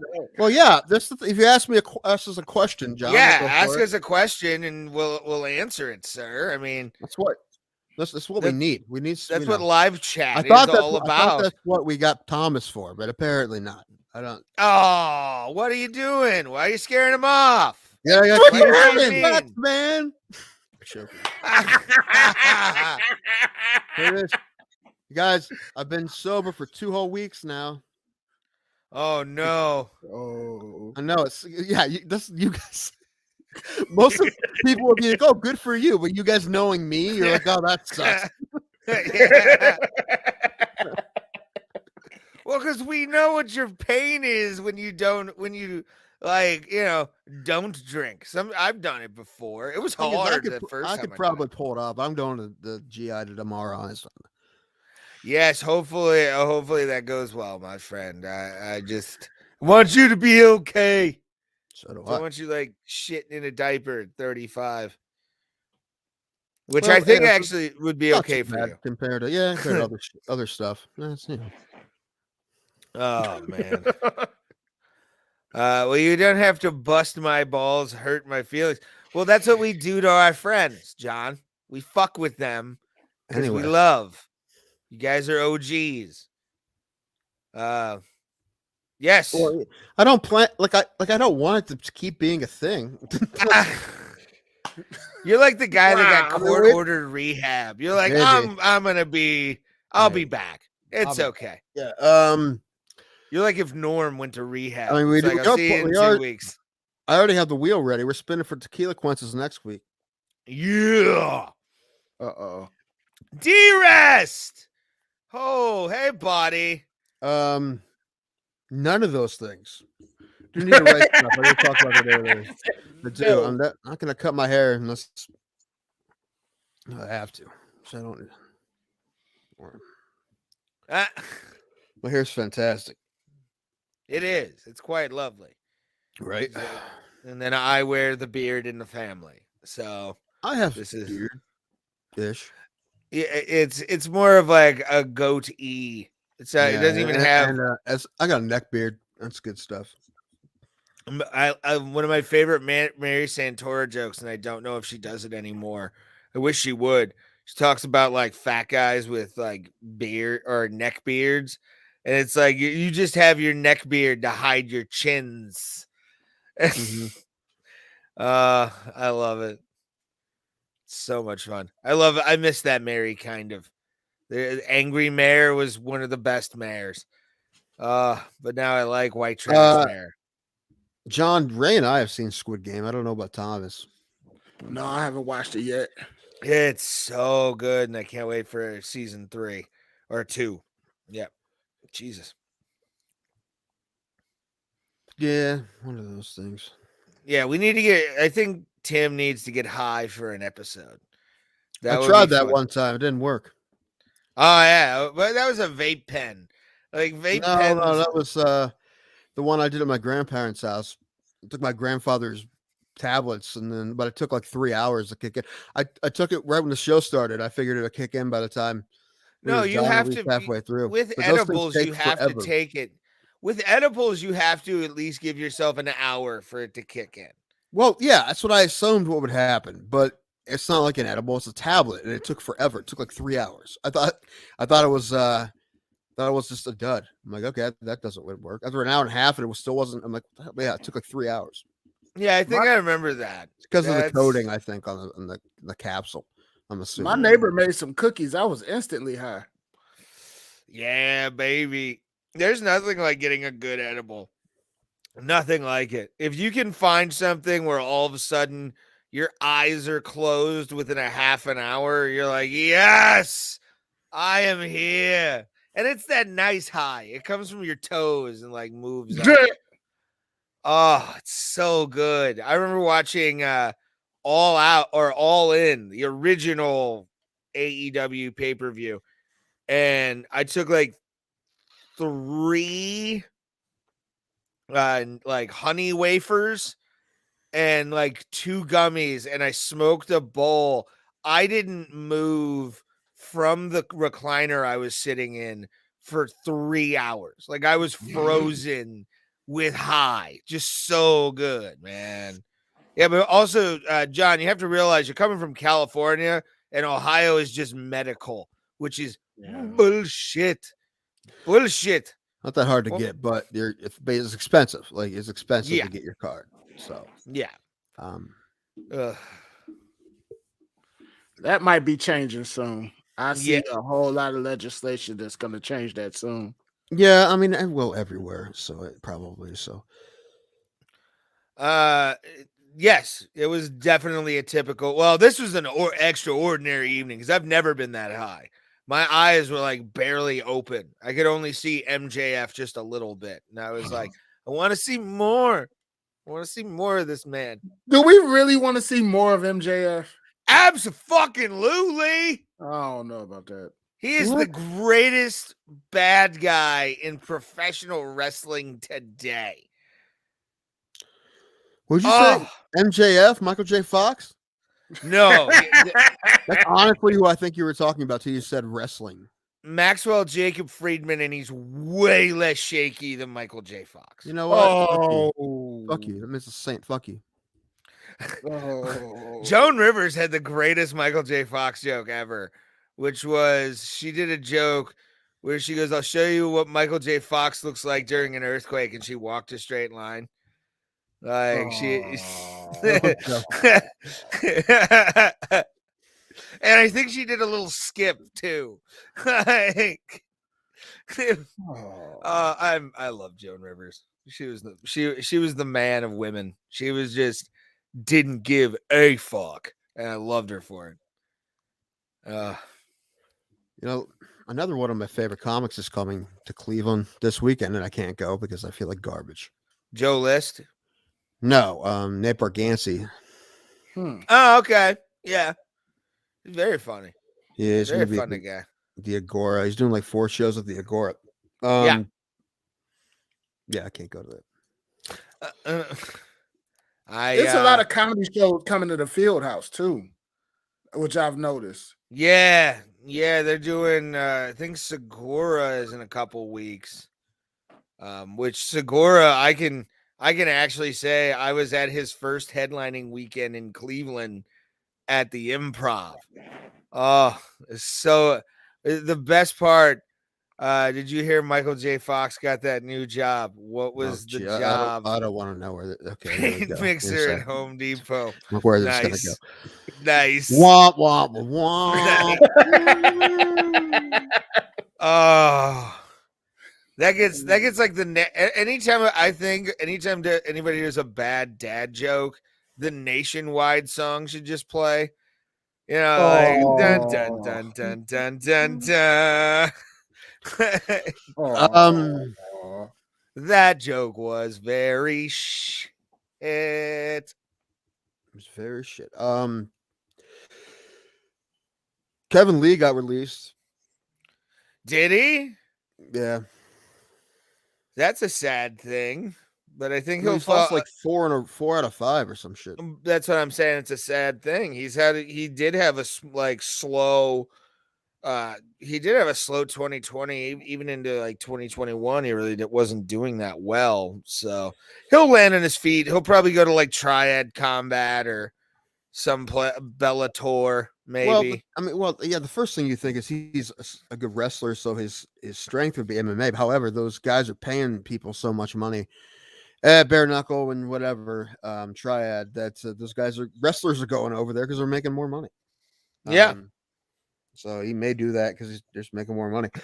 I wouldn't really blame him, although he's was a wrestler first. Let me take a look at his record. Yeah, he lost to Daniel Rodriguez and Charles Oliveira, but I remember that submission Oliveira got him. But I mean, come on, it's Charles Oliveira. Yeah, right. And he knocked out Gregor Gillespie. That was sweet. And then before that, he lost to Dos Santos and Elia Quinta. Dos Anjos did a schedule to fight Dos Anjos and Bryce Mitchell. Not Dos Anjos, sorry, Barboza. I don't think it's Dos Anjos. No, Edson Barboza and Bryce Mitchell. Which that's interesting. That's a very interesting matchup. Because those are just two different kind of guys. That's just yeah. I mean, listen, I'm not saying Bryce Mitchell isn't a polished martial artist. He's a fantastic jiu-jitsu player. He really is. But he's like, from Arkansas, likes to wear camo shorts. And then you have this, this Brazilian dude who I think he's also a black belt, but he, has just starched people before. Oh God, no, we're not even doing that joke. No, I won't give that punchline the light of day. I will not, because I know exactly where it's going, and honestly, I'm not even half interested in it. Like, I'm not even half interested in that joke, and that's part of the pun. So no, No. I was watching a show on YouTube, and they mentioned Michael Jackson's oh God, what was the name? Moonwalker. Yeah. You guys remember Moonwalker, the video game? Mm-hmm. Oh, that game is so fucking weird on a level. Like, even when I was a kid, I thought it was kind of odd. I thought it was awesome. Oh, it's an odd game. Michael Jackson saving children with his hat and sparkles. That actually happened. It's based on true events. And then he turned into a panther afterwards and went off into the sunset after beating up, what was it, a Mercedes? Was it worse than Shaq Fu? I've played Shaq Fu on an emulator, and I have to say, I am so glad I got it for free. Like, I'm not even lying. That game is so bad. Like, and I love I love the idea of a Shaq fighting game, but like Shaq Fu, if you wish somebody testicle cancer, the developer of that game, definitely should say that. Don't say that. I do, and I will. Same thing with Grove Street Games and their awful definitive edition of Grand Theft Auto. You sons of bitches. So you're not happy with it, is what you're saying? Okay. I've run into the bugs that everybody's run into. I haven't really had a huge problem with the game, but like the graphics are just dog shit on the Switch. I'm jealous of anybody that owns it on Xbox or PlayStation, because you guys got fucking awesome like HD quality. But dude, there's a part where Caesar, if you guys are familiar with Grand Theft Auto San Andreas, Caesar Villapondo, who's one of the characters, all of a sudden, just halfway through the goddamn mission cutscene, his fingers, both hands, just start to grow, where they become like Edward Scissorhand level. So he's like pointing at you and almost hitting you in the face in the cutscene. You're like, the fuck is this? I paid $60 for this fucking thing. Oh my god.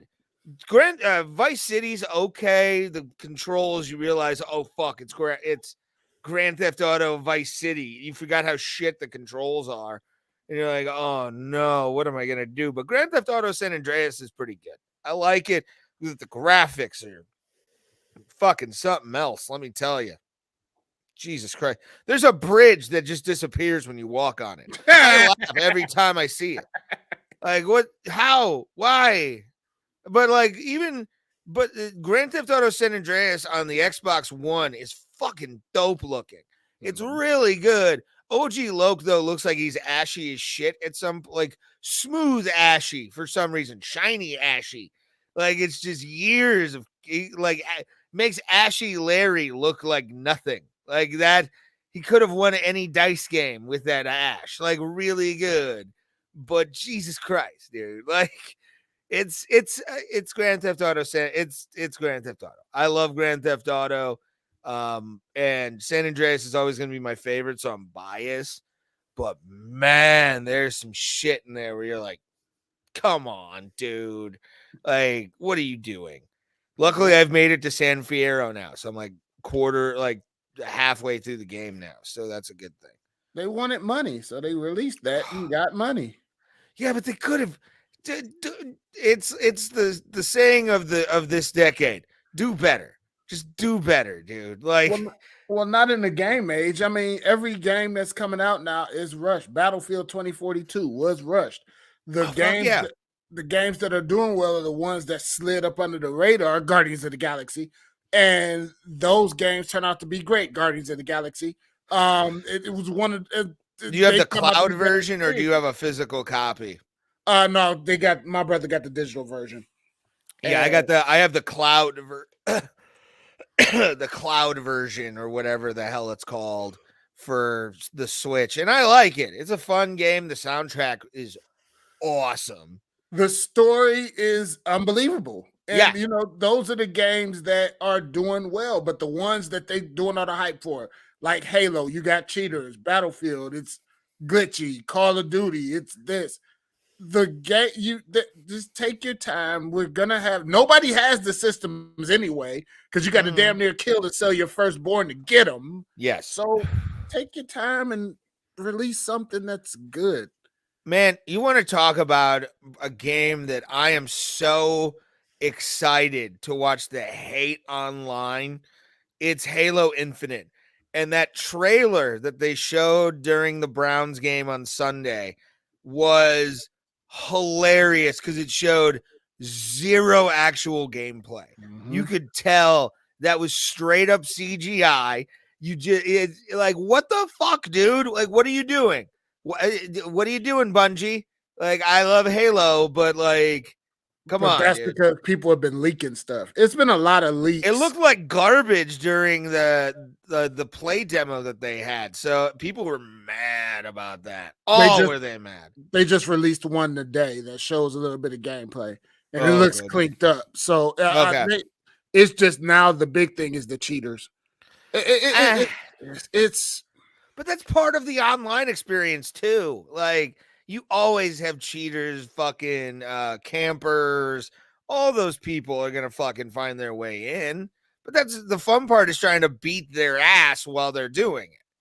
Well, I had so many spammers in Halo 2 who would just like butt end you with the shotgun and kill you immediately. So I just started fucking doing that shit and winning, and people would get pissed off because I'd hear it in the headset. And I'm just like, yeah, motherfucker, you're that guy that always does that. Eat a dick. I'm gonna use. We're playing this game. It's like Rocket League. You get so many like dirty ass Rocket League players. You're like, fuck it. I'm gonna try and demolition your ass and see what happens. And I usually end up doing it. It's fun. Oh, I love online play where people are just garbage.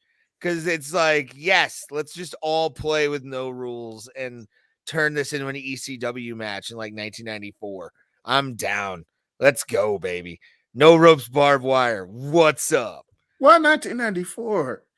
Because 1994 was a good year for ECW, and then 95 was even better. And then it got better until 99. And then it was like, we're sad. Nah, they're leaving. I cried. I really did. I was like, I was a 10-year-old boy. I'm like, I finally found wrestling I love. Finally found it. No. Much like I used to be with Mike Tyson fights. I can't wait till I hope this Logan Paul thing really does come through. I want it so bad. Why? Because I know one shot from Tyson, and his Avon Lake ass is gonna be on the fucking ground, son. But we saw what happened with the Mayweather fight, man. So what? Yeah. Are you the guy that's kicking my 10-year-old ass video games online? No, not anymore. Unless it's like Rocket League, and then we might have to throw hands in the schoolyard. But that's about it. But Mike Tyson they really want to fight Mike Tyson. Mike Tyson wants Logan Paul, apparently. Yeah. He wants that check, fam. Yeah. Hell yeah. Yeah. But you don't blame him for that. I mean, he's got a weed farm to pay for in California. He needs the money for it. He's got pigeons to feed. This is true. That's a lot of cornmeal right there, dude. He's got to finance his next one-man show. I really, really, really want him to turn his one-man show into a musical. Yeah, the best. You get some guy to play Don King, and the hair's 8 feet tall. That wouldn't make it a one-man show, but yeah, that'd be something. Well, no, the musical. Be like, my guy will take you to heights. Oh wait, you are stealing from me. I killed a guy in Cleveland. Killed a guy? Or many guys in Cleveland. Yeah. Y'all want some Don King stories? Catch me after the podcast. I used to work out in Orwell, and the King Training Center, and I used to pass that thing. I would have loved to have seen that thing in the 80s. That looked, the pillars, the house and the garage that has the gym in it.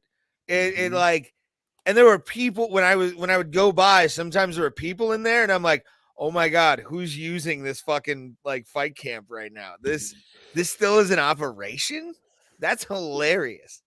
Can you put John's comment back up? Oh God. Set up. Go ahead. That's not what happened. Come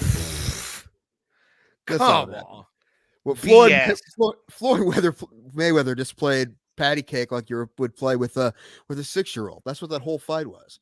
Nobody got bullied in that fight. No. Jake Jake Paul got knocked out, or definitely knocked off his feet at one point. Or yeah, Logan by accident, because he definitely was not trying to do that. You mean Logan in the Mayweather fight? Yeah. Mm-hmm. It looks like, you see that the one part that it looks like he was out for a second, and Floyd actually held him up. Yeah, I know.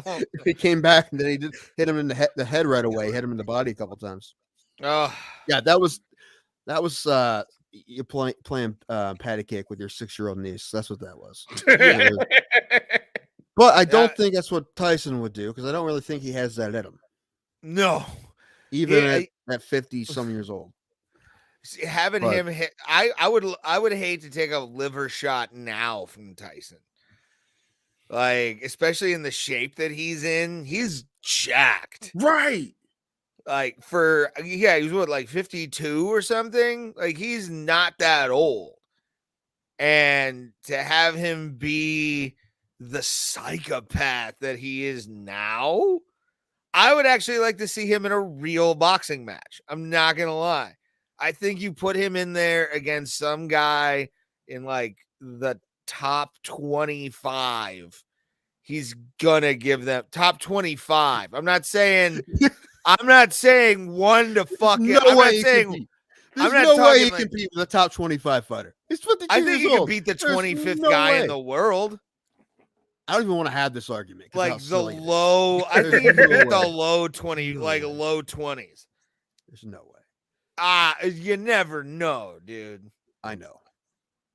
I'm not saying he only survived because he's 60 pounds. He only survived because Floyd let him survive. Yeah, that was the whole game plan. For him to hold him up, he could have finished that fight whenever he wanted to. Oh yeah, and watching that, I've seen that fight a couple times. Like, I've watched it a few times. I'm still like, this isn't right. And I'm not a purist of boxing, but you watch Floyd Mayweather basically just like, you know. It was like him fighting Hezbollah. Like, he would try to like keep that little man on his feet at all costs. You know what I'm saying? Do you know who Hezbollah is, Thomas? No. He is a little Russian man, about 33 years old. He's only, I think he's 18. He's only 18. I thought he was older. I think he's only 18. But still, he's an adult. But yeah. He's like a primordial dwarf kind of thing. But he wants to fight. He was actually at the UFC Fight Island pay-per-view, or that they played on ESPN Plus. And his dad doesn't want him to fight, but he wants to. And Habib's friends with him, and all this fucking crazy shit. But his name is Hezbollah, and he's just this like little blonde, like, he looks like an infant. He really looks like an infant or like a toddler, but he's like 18. Yeah, and I think honestly, I would love to see midget MMA up close and personal. I would love to promote midget MMA. I think it could happen. It's probably it has happened. I mean, look, any amateur MMA card would put two little people on it if they're in the same weight class, you know. So the Pebble is it Pebble weight? Is that the name of the marble weight? Now in the marble weight division, weighing 100 pounds, and his knees are on the floor, Hezbollah. Nothing? Okay. Good. What? No. It's I don't know. No. Sorry, man. I'm out of it. I don't think I won't be out of it for a long time. It's all good, buddy. You have an excuse at least. Yeah, no, it's definitely with you being in the pain. At least you're trying. Fucking lump on my neck too. Oh God. They're checking my thyroid. It's more than one thing, or it's like, anyway, let's not talk about it. I'm done talking about it. Did you watch Halle Berry's MMA movie? I didn't finish it. I have not yet. I didn't finish this it. This cannot be this guy. Hold on. Did you look about his major hand? That's him? Yeah, that's Hezbollah. Holy moly. He's like 18 years old, and he wants to have a fight like him and this one. That's the promoter next to Habib in the middle there.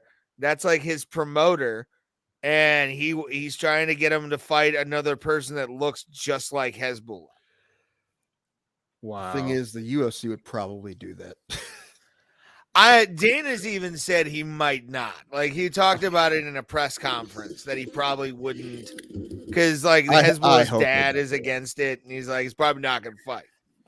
But if there was enough money, I think he would. Which saddens me. I don't think they should be the company to do that. Let Triller do that or somebody. Let Triller do that and have Guns N' Roses play after. Oh, how dare you? What? Isn't that hate the on thing Guns now? N' Roses. I'm not hating on Guns N' Roses. You are. No, I'm not, because they had that triad fight and they had Metallica afterwards. So I'm saying it's gonna be the new thing. You're gonna have these old bands playing after these fights. Why not? I mean, it's an extra added bonus, especially Metallica. I didn't see it. Did I say they shouldn't? I didn't at all. You're giving me shit for talking shit when I wasn't talking shit, Ray. Now I'm giving you shit. I believe you for talking were. shit when you're shit. I wasn't. You're wrong. You're wrong. I'm right. I'm always right. I'm the greatest commentator in the history of MMA commentating. Oh yeah? Yeah. He's a midget. No. They had little. One of the an MMA fight I went to had little people wrestling beforehand. Oh, midget wrestling? Yeah. It's the best. Midget wrestling is so much fun. I've never been. I've always. Yeah, they had it before the fights, and they had it at intermission, and then they had their own ring card girls, and they used the ring card girls for the rest of the fights. So every once in a while, there'd be a smaller one walk around. So it's one of my favorite True Lives ever. Is True Life? I'm a Little Person, because the one girl that wanted to be an actress was she played like a demon in an Ozzy show. And apparently she got kicked and shit. I'm like, what the fuck? Why are you kicking little people, you creeps? Like, what?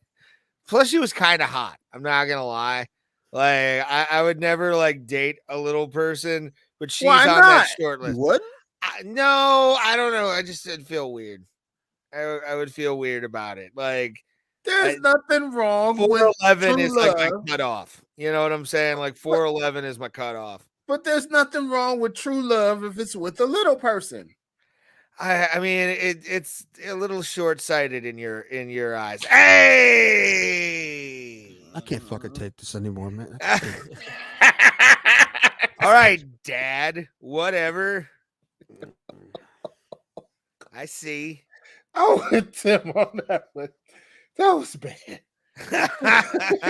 Anyway, what I was saying about the Halle Berry movie is that it's good, but I haven't been able to finish it because it's so sad.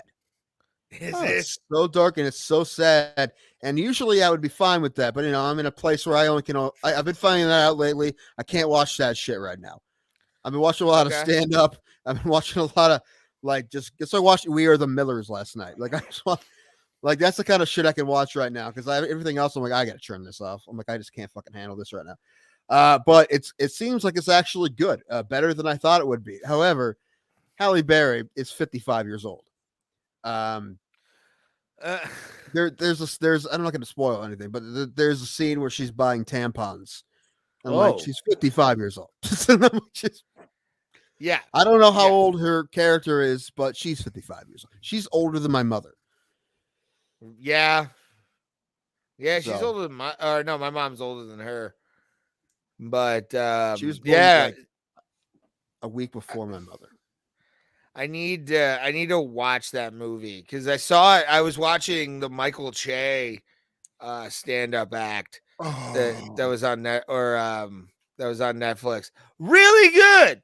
Really fucking good. I love Michael. I like Michael Che. I've never actually watched him do stand-up before, so that was my first foray, and I have to say, fucking really did well. I like the entire thing, and I'll probably watch it again just so I can kind of get all the jokes and everything. But so I can steal them. Hey, there's my stealing days are done.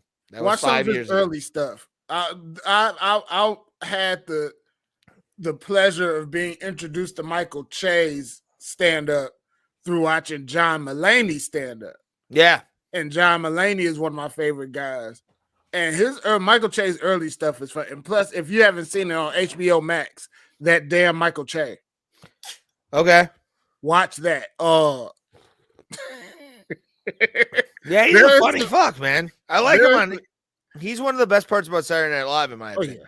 yeah. Because all the sketches are just garbage now. But Colin Jost's getting that sweet Black Widow pussy. They And had a pretty funny sketch in the last show that made me laugh pretty hard. Because it wasn't what I expected it to be. It was Republican or Not. It was a game show. Yeah, that was Republican or Not. And like what I thought it was just going to be just completely shitting on Republicans like they usually do, which I don't have a problem with. It's kind of like all that show is now. But it wasn't like that at all. It shit on everybody, and it's really funny. So yeah. It was a really funny sketch. Didn't expect it to be as funny as it was, but it was fun. That whole everything I saw in that episode, the one with the guy from Shang-Chi, whatever his name is. Yeah, I finally watched that this episode. Weekend too. That was a good episode. Oh, Shang-Chi. Yeah, it's good. Yeah, it's probably one of the. I would say it's up there with like Age of Ultron to me, where it was that nice side story that you needed to set up what's going to be happening in like Multiverse of Madness coming up, and I can't wait for that. And then, right, where are the rings from, man? Space. Mm-hmm. Oh wait, no, I gotta do Tim Curry in Command and Conquer. Spice.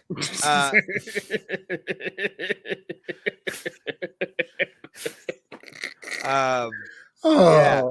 It's, to me, I like what they're doing, setting up that third movie that second Doctor Strange movie, because that movie is going to be bonkers already, because they're doing a bunch of stuff like getting America Chavez. She's going to be a character in this movie. And then hopefully Kang, we'll see a little bit of Kang in there. Or He Who Remains. For people who watched Loki. But it's inevitable, and I'm excited to see Kang the Conqueror, and I can't wait for the Fantastic Four movie coming up in like 2025. They're trying that shit again. Here's my keep swinging and missing on Fantastic Four. Here's my thing with that. Uncle Feige can do what he wants. Uncle Kevin can do what he wants. I'm gonna judge him on it if it sucks, but like I think honestly, if they do this properly, you gotta have it set in the 60s. You can't have it because it'll make everything work. It'll make all this shit good, and you can still have Hank Pym in there as well because they were friends with Hank Pym. So that might be the way they go, because if you watch Hawkeye, it looks like they're going that direction. No, you got to watch it. Hawkeye. There's 2 episodes up now. Yeah, it was slow, but it was a good slow. I'm fine with it. Okay. I want that musical to be a real thing. Jeremy Renner was on Kimmel, or Fallon, and said that there are more songs than the one they performed in Hawkeye. He wouldn't let anybody know how many more songs there were, but there were more songs that were performed. Awesome. It's a full-fledged musical. They just won't say it. They should release it just like they did Hamilton on Disney Plus. I would watch Rogers the Musical, dude, all day. I mean, Adam Pascal was in it, man.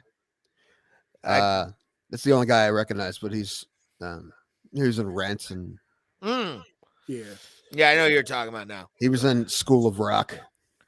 That's funny. They put it together like it was an actual piece. That was the last thing they shot. That was the last thing they actually shot. That was a real musical, or at least one song worth of a real musical.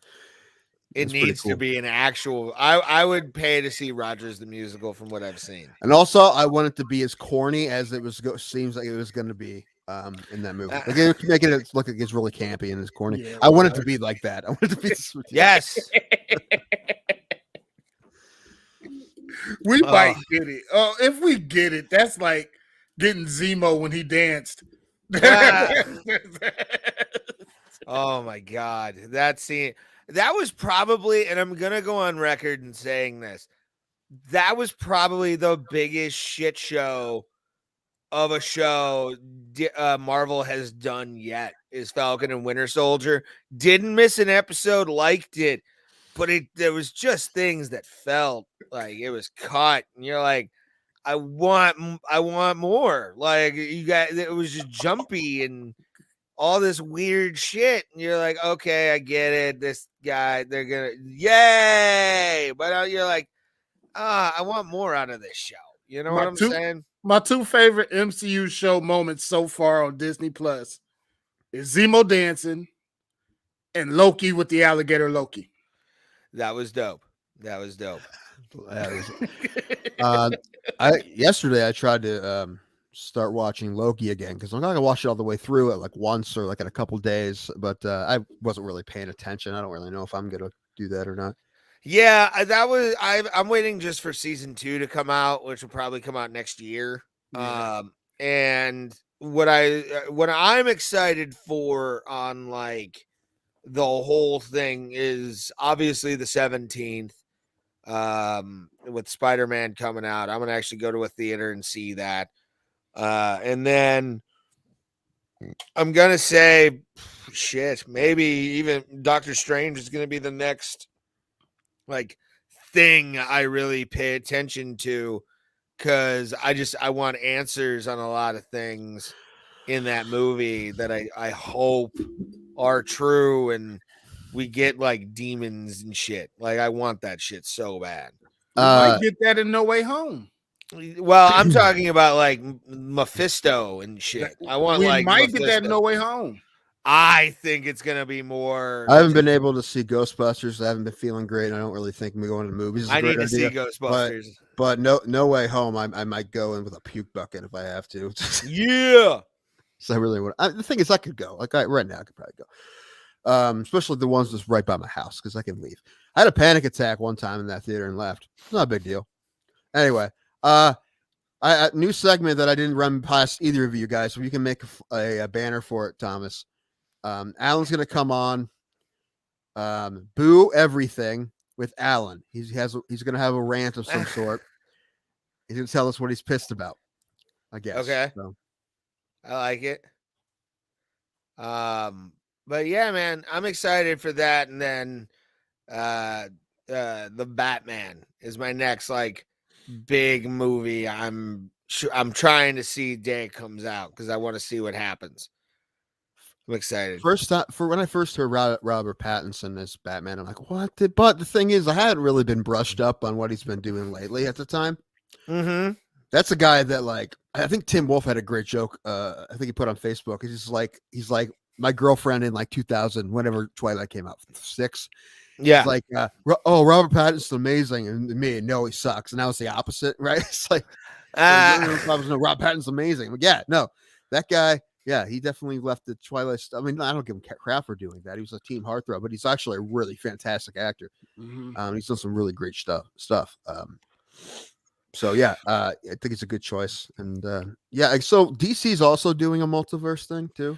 Yeah, that's what the Flash movie that's coming out, like I think 2023 or something like that. Yeah, I would give him shit for doing the same shit Marvel is, but number one, it probably will work. And Michael Keaton's in it, so if you can put Michael Keaton back as Batman, I'm cool with it. I had a bit of a nerdgasm when all of a sudden you saw the cowl from 1989, and you're like, yes, the life is complete.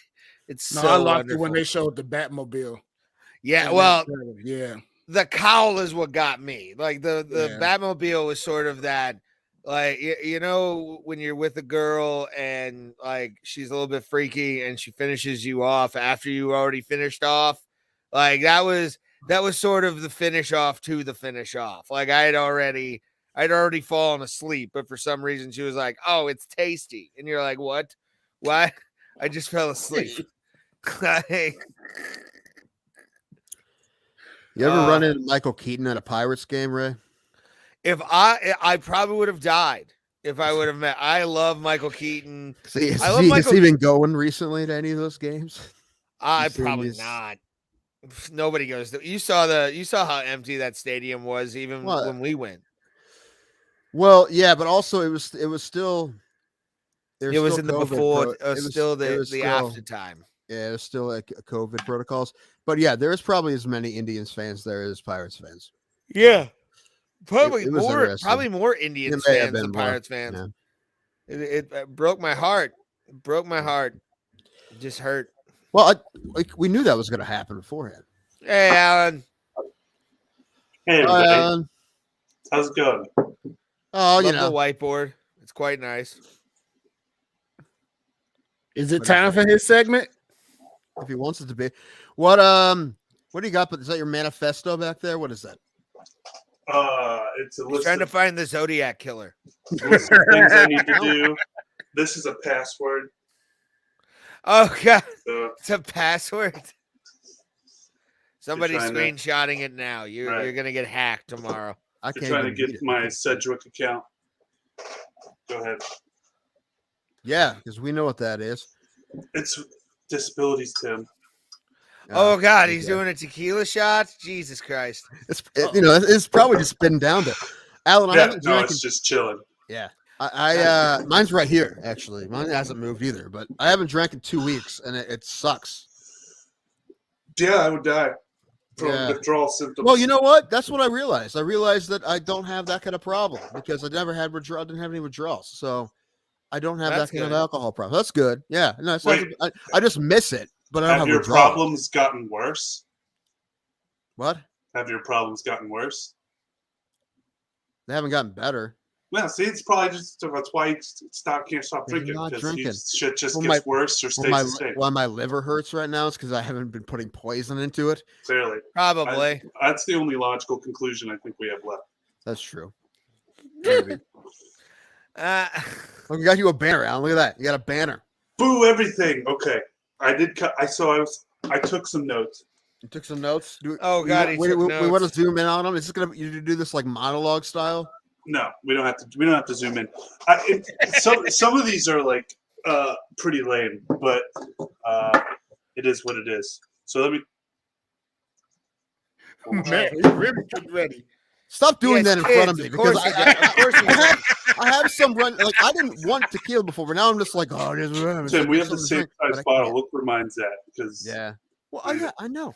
I've only been drinking. I only drink this for tequila quinces. And hopefully, will we spend? Oh, you in for next week? We're spending next week. Yeah, I'll spin. Okay, spend next week. I'll spin one. Hopefully, if I lose, I can do them. Okay, so these are in no particular order. Boo everything. Okay. Boo everything. So Tim made me watch Moneyball. You're welcome. For those who haven't seen it, it's Brad Pitt and Jonah Hill doing baseball stuff. First off, the most believable thing in that movie is the fact that Cleveland fired a baseball genius. That 100% makes sense. That Cleveland would trade a baseball genius. They had me from there. That clearly this is a real movie. And the only other thing I hate is that Brad Pitt's wife leaves Brad Pitt for a fucking wet blanket. The guy literally looks worse than this fucking dude. Like, that's just unbelievable. If you're going to cast someone to fucking take Brad Pitt's wife, at least cast someone that looks better than Brad fucking Pitt. Fucking horrible casting. All right. It's like a 19-year-old pool boy. Right. It's so stupid. Nothing for the pool boy. No, I'll say this, Ray. Jonah Hill, I told you this. Jonah Hill's character is based on Paul D. Podesta. Yeah. He works for the Browns now. He's with the Browns now. Yeah. So Cleveland got him back. So yes, I guess things fucking work out in the end. All right. I don't know. The Browns are 6-6. I don't know how well it's working out. Red Notice fucking sucks donkey dick. Hey! Thank you for telling me. It 100. No. Let him finish, Ray. You let him finish, and then you rebuttal. Okay. I'm it's okay literally like Donkey Kong came out with AIDS. Someone fucking gurgled it, spit it into your mother's mouth, and then she shit it out. That's how fucking terrible that movie is. Okay, Ray, go ahead. Okay, I appreciate your edgelordness. First off, it's quite nice, but no, if you look at that movie as what it is, which is a goofy buddy comedy heist movie with a twist, it's actually not that bad. But I called a lot of what happened, but I personally enjoyed the movie. I thought it was good. I thought like the inside, because adventure movies need that movie, that meta movie to like be like, action movies are cheesy. Yeah, finally somebody fucking did it. And The Rock, every Rock movie is cheesy. When was like you shut your filthy fucking mouth. The Rock is a goddamn American treasure. Listen, I didn't say that wasn't true, because it is true, but I am saying this. No one, like, The Rock's not going to win an Oscar. Like, no one said, like, it's an amazing flick. Did you not see Jungle Cruise, a modern day masterpiece? I like Jungle Cruise, man. Have you guys seen Jungle Cruise? I like Jungle Cruise. It's like Indiana Jones meets Pirates of the Caribbean. I like it. Which is better than shitty heist movie meets fucking shitty romance novel with a goddamn Dan Brown twist. Fuck me in the ass. This fucking movie sucked. All right, next topic. Dude. Are we done with this one? Because this Red Nose was okay. It was all right. I have an agenda to get through, and I have limited amounts of time. All right. Oh, God. Dune was fucking awesome. That movie slapped so hard. Dune is dope. All right. I'm glad we all agree. All right. Talked about Dune. Well, you text me. You're like, you started watching Dune, and you're like, I'm too tired. Either you were too tired or too drunk to watch it because you knew you had to pay attention to it. You said that to me, something like that. Yeah, that's too drunk. The guy had to watch this another time. I knew I wanted to pay attention to it. All right.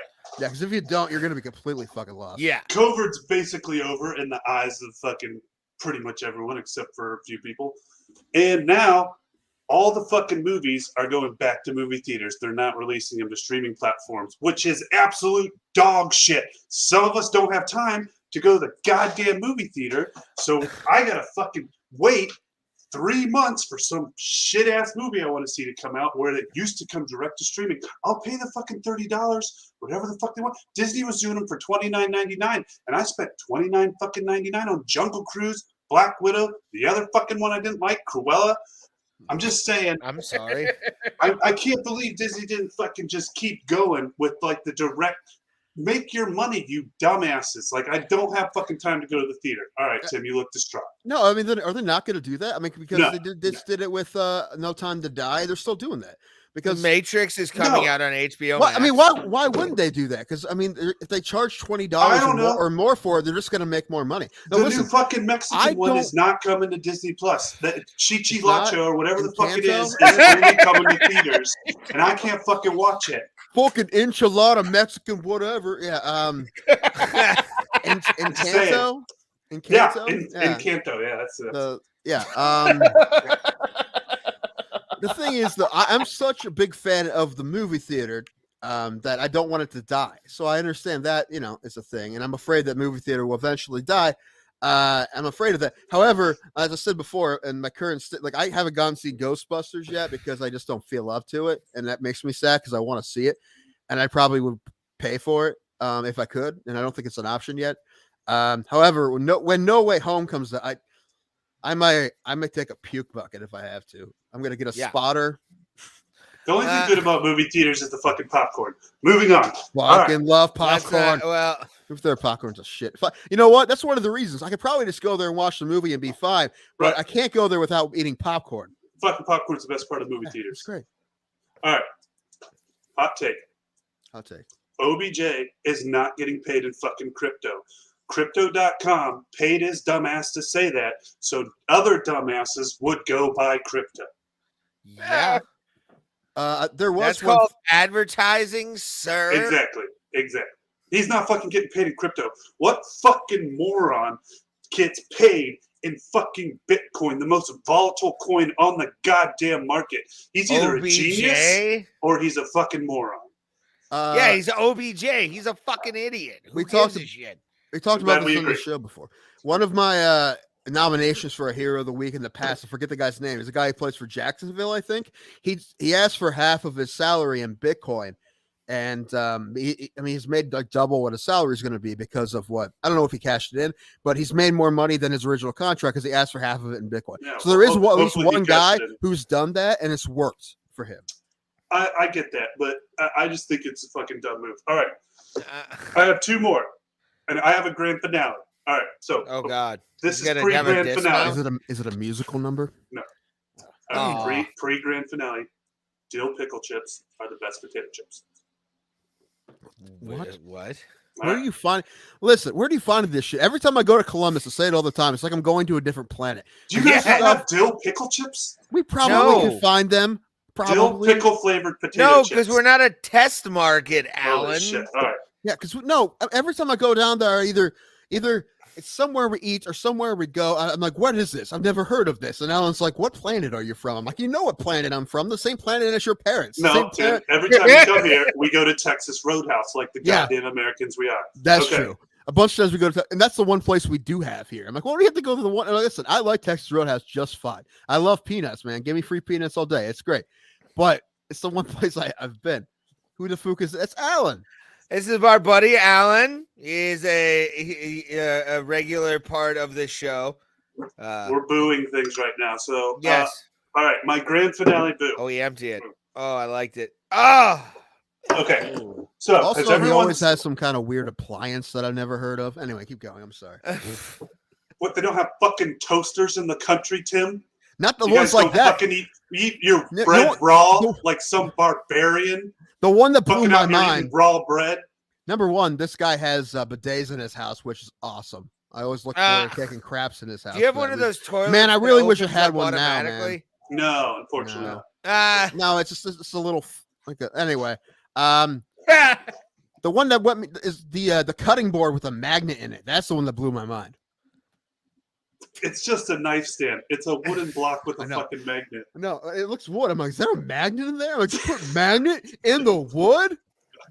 What is this? Anything is possible. All right, it is grand pretty finale. rad. All right, so my final boo everything for the week. Has everyone seen Frosty the Snowman, the old school one, fucking from like 1960 or whatever? All right. Yeah. Frosty is a fucking asshole. Hear me fucking out on this one, Yeah. boys. He stole Professor Hinkle's fucking hat. That was that professor's hat. He fucking lost it. Then the kids were like, no, you can't take the hat. It's fucking Frosty. Bitch, it is cold out. I need my motherfucking hat. I don't give a fuck about your magic snowman. It's absolute horseshit. Those kids fucking stole. And so did Frosty. Frosty's the fucking asshole that was like, hey, happy fucking birthday. Fuck that guy. Fuck Frosty. Also, the hat is not what's fucking magic, because the hat at the beginning of the show, it hits a trash can. The trash can doesn't come to life. It's on a fucking bunny. The bunny doesn't come to life. It's not just the fucking hat. It's probably those beady little cold fucking eyes and that carrot and some other shit. So it's not just the hat. So give fucking Professor Finkel back his fucking hat. Plus, what is in that hat though? Because that rabbit that came out of that hat is high as fuck. I'm dead serious. Go look at the pictures of the fucking rabbit. Pull up the fucking rabbit right now. That rabbit is high as a motherfucker. So first off, the whole thing's probably a conspiracy. Professor fucking Hinkle's probably on some acid trip making all this shit up anyways, because he spends the whole goddamn episode chasing Frosty across the fucking North America to get to the North Pole. All I'm saying, it's a fucking racket. Frosty's an asshole. Professor Von Winkle's probably on fucking acid. The rabbit's high as fuck. Okay. You know, it would be pretty funny if like that ended with like Frosty getting put in his sick arms been put in handcuffs. Like just arrest Frosty. No, hashtag arrest Frosty. Where do we hashtag shit? Pull up the rabbit. Look at that rabbit. That rabbit's high as a fucking kite. Oh, you're right. Shit. What's in the hat? What's in the box? What's in the fucking hat? It's When called you're right, LSD. you're right. Yeah. Alan. LSD. Rabbit's fucking high, boys. That's all I'm saying. And it moves. I love it. The hat don't play. You just ruined, by the way, one of my favorite gifts to send people on their birthday, Alan. Did Thomas Frosty the disappear? Snowman? Did he disappear? I don't know what himself? just happened. He'll be back. No, what I was thinking about doing for December is every week watch a Christmas movie, and then I want to give a synopsis of the Christmas movie. Okay. Where are we going with this? I don't know. You want in on this? You want to watch a Christmas movie with me? Yeah. I got or pick one for me to watch. I don't know. Which one should I watch? Family Stone. It's fucking badass. Best Christmas fucking movie. It's a little fucking, rom-commy. Like, don't tell people I like that movie. I don't watch. I can delete this part of the segment. Well, you're on the internet telling people you like this movie, so yeah. Just don't we have like rewind? Is this not a professional? No, where's we don't have editing. We don't have editing, Alan. Turn the reel to reel backwards. Flip the switch. That's almost what we're doing. We're doing the internet equivalent of that, basically. All right, that's been Boo Everything. You guys are welcome. Fucking Frosty fucking sucks. Fuck. Thank you. Yeah. Thank you, Alan. You're a pretty man. Hopefully one day I can meet you. Alan, you don't want to meet when my kids are fucking 18. 18, maybe. Yeah. Ray, no one on earth would ever call you that. Yes, they would. No one would. Yes. Call him what? I missed it. No, the bearded love God. Yes, I am.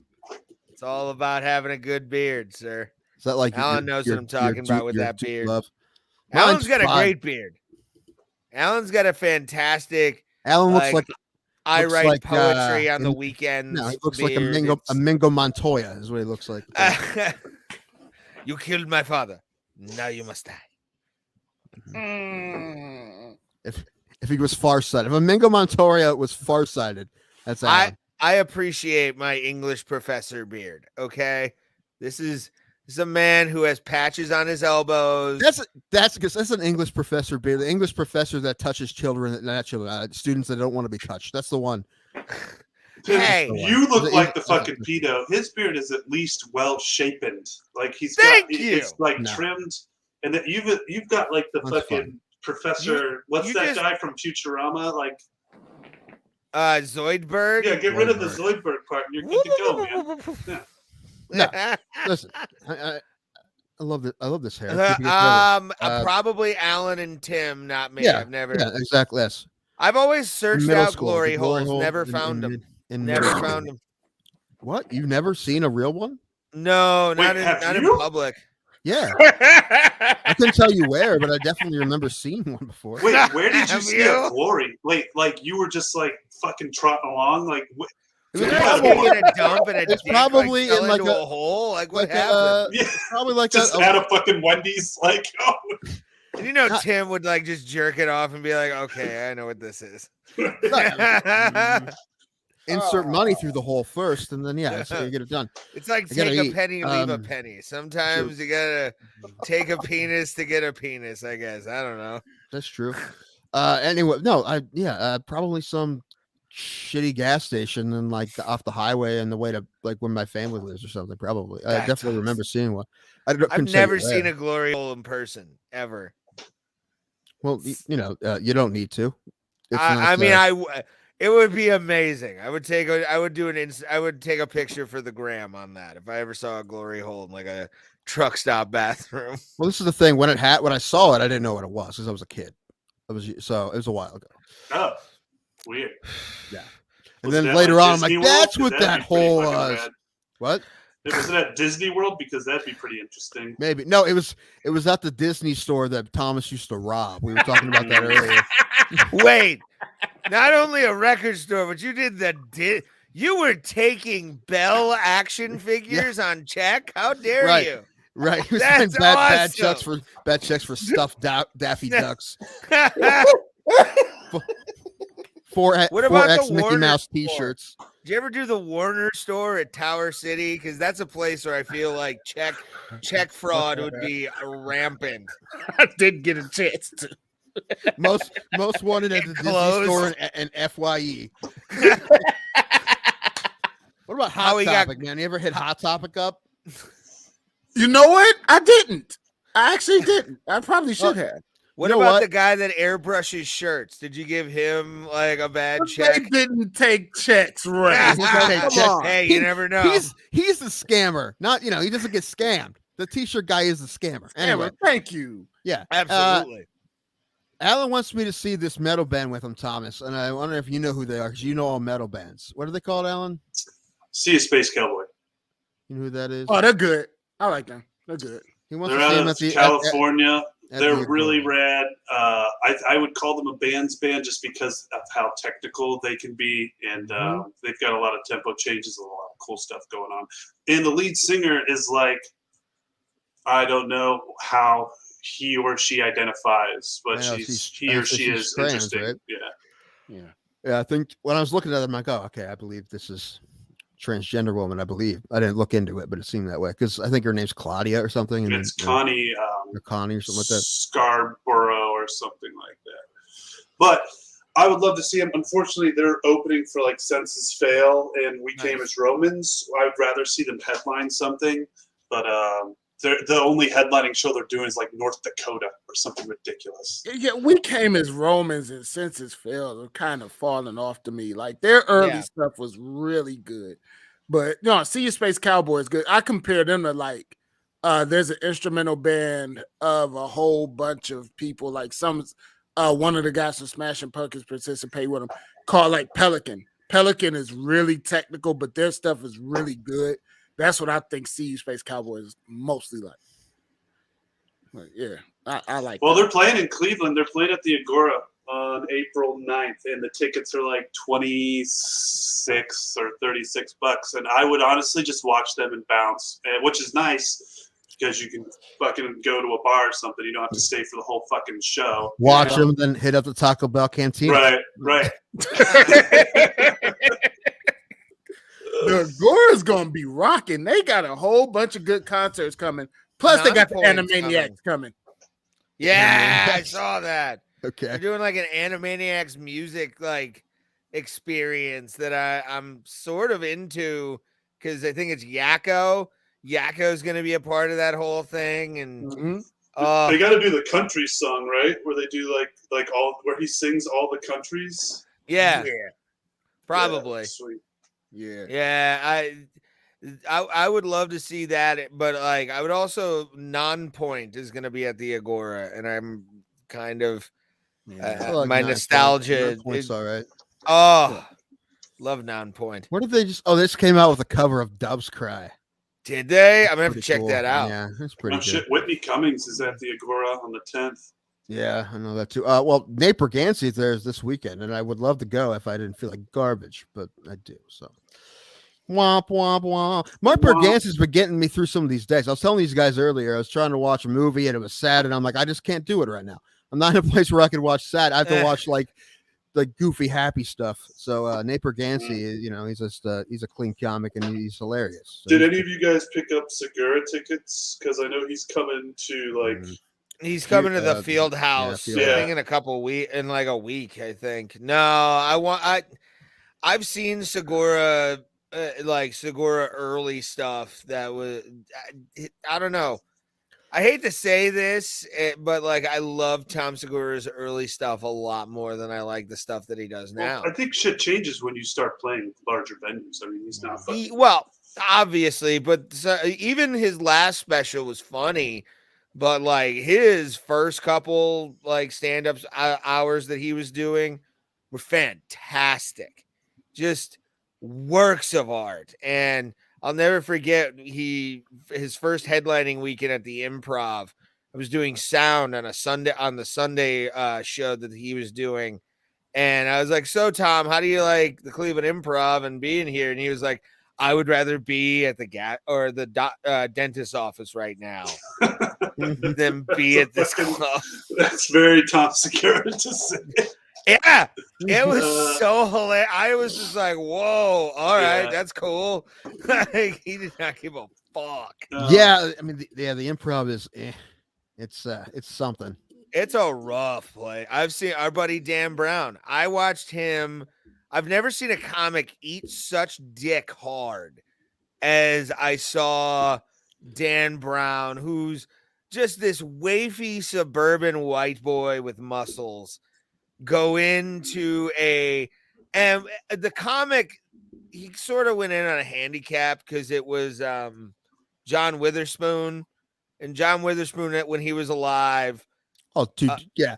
What do you think either of us would do at a John Witherspoon show? Oh, I would eat dick, and I know. I feel like I'd try to be all right, but it's just But watching him just flail for 10 minutes was, and I had known That was Dan for everybody. about a year at that point, so I felt horrible for him because it was just like, And oh, he knew it coming off, right? Like when you bomb like that.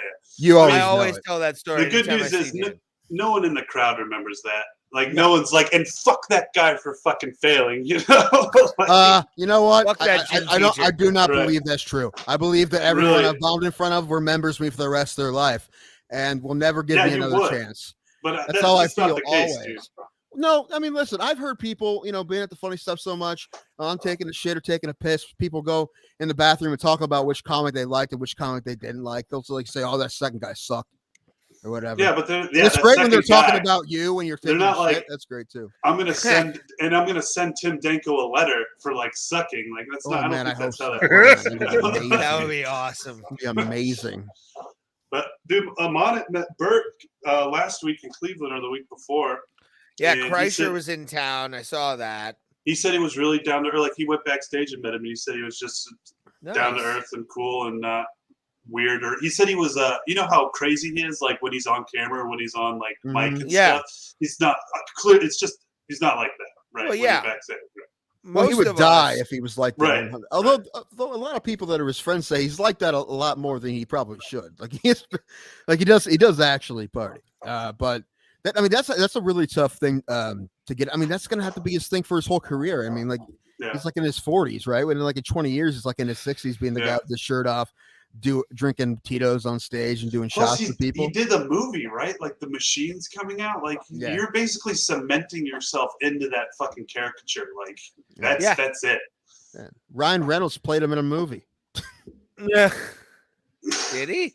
Well, Van Wilder was based on him. Really? Yeah.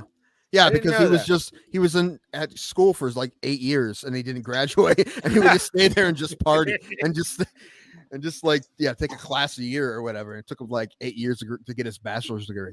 Yeah. Interesting. I fucking saw Nick Offerman probably 2 years ago, and he did it was like a variety show. It's definitely not a comedy show. And it was fucking awful. Like first off, he shuts down booze sales. So like once he starts his show, there is no going out to buy beer. Like no nothing. Boo. Yeah. Does he not understand the demographic that he's gotten from Parks and Rec? Come on, dude. And he sings some songs and stuff, and like all I remember is sitting in the fucking Ohio Theater or whatever was like, "What? Get me the fuck out of this building!" Like it was fucking awful. But so I guess when I say I don't remember people that bomb, Nick Offerman bombed, but it's not a comedy show. I thought it was going to be a comedy show. The dude literally just gets up there and fucking like gives you some parables and sings some song like, "Hey, don't fucking get caught in a raft without a fucking life jacket. Hey, it's a song about the life jacket." Like, it's fucking really weird. I would not recommend going to that show in the mindset that you're going to a comedy set. Well, he's not a stand-up. He's not a stand-up. It was a one-man show. It's a one-man show. Yeah, go see fucking Bo if you want to see a one-man show. Like it's just not my cup of tea. I It's fucking like- hated it. I had that reaction on Matt Besser. I don't know if you guys know who Matt Besser is. He was one of the original members of the Upright Citizens Brigade with like Amy Poehler on Comedy Central. He has one of my favorite sketches in a TV show of all time, which was they did an hour-long telethon or fake telethon because this kid supposedly had an enlarged penis. Like it was basically an hour-long dick joke, and Matt Besser wore like a dildo that was like 12 inches long, and he was supposedly playing like a 12-year-old with a huge dick, and it was at the time it was hilarious. But like I watched him do a 420 show in Denver for free, and I have to say I was glad there was a weed bus where you could just smoke as much marijuana as you wanted. But two, I was glad the tickets were free. Like it was one of those shows where you're like, all right, I'm kind of bored. Halfway, like half an hour through, you're like, you're gonna do like an hour and a half on just weed. I haven't paid to see a comedian in a long time, so I haven't really had that. The only one that I've like in the last 10 years that I paid to see was Ralphie May, and he was good. Yeah, I saw that. He was down the street from here at the Kent Tusk Performing Arts Center. I actually got to recently see. Do you guys know who Chelsea Lynn is? No. She goes by the name Trailer Trash Tammy on like Instagram, Vine, That sounds all right, that kind of stuff. right down your alley. Believe it or not, no. My friend who you've met, Tim, Shauna, is a huge Chelsea Lynn fan. And she was more of a Trailer Trash Tammy fan before she really like found out what her real name was. And watching like an internet star do stand up in gimmick, you look at it as a comic and you're like, I get it, but then there's that part of you going, fuck you. Like, no, I don't know. You don't deserve to be on the fucking stage. You were on the internet, bitch. Like, what the fuck? Well, Sean Lynch, pussy jokes. That's all it is. When Sean Lynch was on here, he talked about how he does shows like that, where like he'll be the feature for like a TikTok star, but the TikTok star only has 10 minutes. So they sell out a theater because they're famous on TikTok, but Sean does like an hour and the other, the headliner does 10 minutes and makes all the money because that's all they have. Like Mary Santora hosted that show that I was at for Trailer Trash Tammy, did like 15 minutes and crushed that entire room. Of course she did. Like she destroyed that room. And then Libby, who's like with Chelsea, did well, but it was mostly like pussy and sex jokes. Like, what do you think a female comic stereotype is? It was absolutely on point with that. And then it was Tammy who just talked about like her pussy and all that shit. And you're like, all right, I get it. Cool. Yeah, bro. Not everyone's like that though. No. What was I gonna say? What were we talking about? Never mind. I don't know. Pussy lips. That might have been it. Wow. Yeah, that must have been. That's what I wanted to take the deep dive into. And that's right. Yeah. I see what Hey. Oh yeah, I didn't even mean to do that. Anyway, no. Basically, what I was trying to say is how disappointed I was that I couldn't see Regan last week. That's basically what, because I really wanted to see Regan. Yeah, because I haven't, like I said, I haven't paid to see a comic since Ralphie May, and I would have, and Bargatze too. Of course, the only thing about Regan was a lot closer to me. It was in Akron. That's like an hour maybe from here. How far are you away from the MGM Grand? Northfield Park. I don't know. I've never been there. I've never been there, so I don't know. Probably not. I mean, it's in Cuyahoga Falls, isn't it? Mm-mm. No, it's not. No, Northfield. Northfield. It's probably like an hour 20, probably. Okay. Yeah, I would say an hour and 20. Probably. Yeah, and Cleveland's like an hour and a half, or depending on where I'm going, maybe a little longer if I'm going to like Lakewood. But yeah, so there's that. We can do Hero of the Week. Want to do Hero of the Week? Yeah, let's do Hero of the Week, buddy. We're gonna. It's just a Hero of the Week. Oh, Alan, you missed the show. These guys, my favorite furniture commercial. Have I ever showed you the Red House furniture commercial? No, and I don't want to see it. No, you need to see Red House furniture commercial. I don't know if I... You absolutely, Thomas. Yeah, I'm gonna say this after Hero of the Week, because we need to get that out of the way.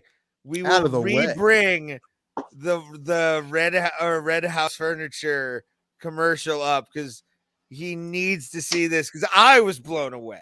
A man who has watched many shitty local commercials in his life. Don't look it up now, Alan. No, I'm looking it up. It's too late. No, not allowed. No. Stop it.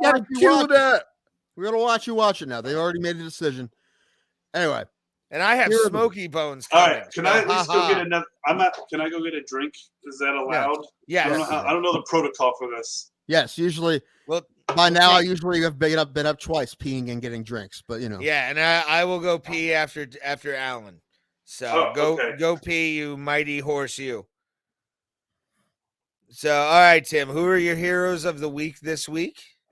Well, I'm not going to wait for Alan. Alan needs to know who the hero of the week is. I mean, that's true. Well, let's talk about some MMA stuff real fast. Okay. A really cool main event's coming to a fight. Islam Makhachev and Dariush are going to do a 5-rounder. That's going to be fun. That I think, and Beneil Dariush, I think, hopefully will give Islam a bit of a fight. He's slick on the Islam's a ground. monster. Yeah, again, He's I think a he can monster. beat anyone of that division right now. Yeah. But he has to get through Dariush, and I thought that before because Dariush hasn't lost a fight in a long time, and he's the guy in that division you kind of forget about. But he's been beating people, and he's been beating really tough people. So yeah, that's the fight. That fight makes 100% sense, and he's slick on the ground. I really hope it's a good 5-round war. But at the same time, if like Makhachev goes up and just takes him down and beats on him, and I wouldn't be like, well, there he is, man. He's a beast. He's the guy's a monster, and I would be very surprised if he's not a champion. Probably not that long.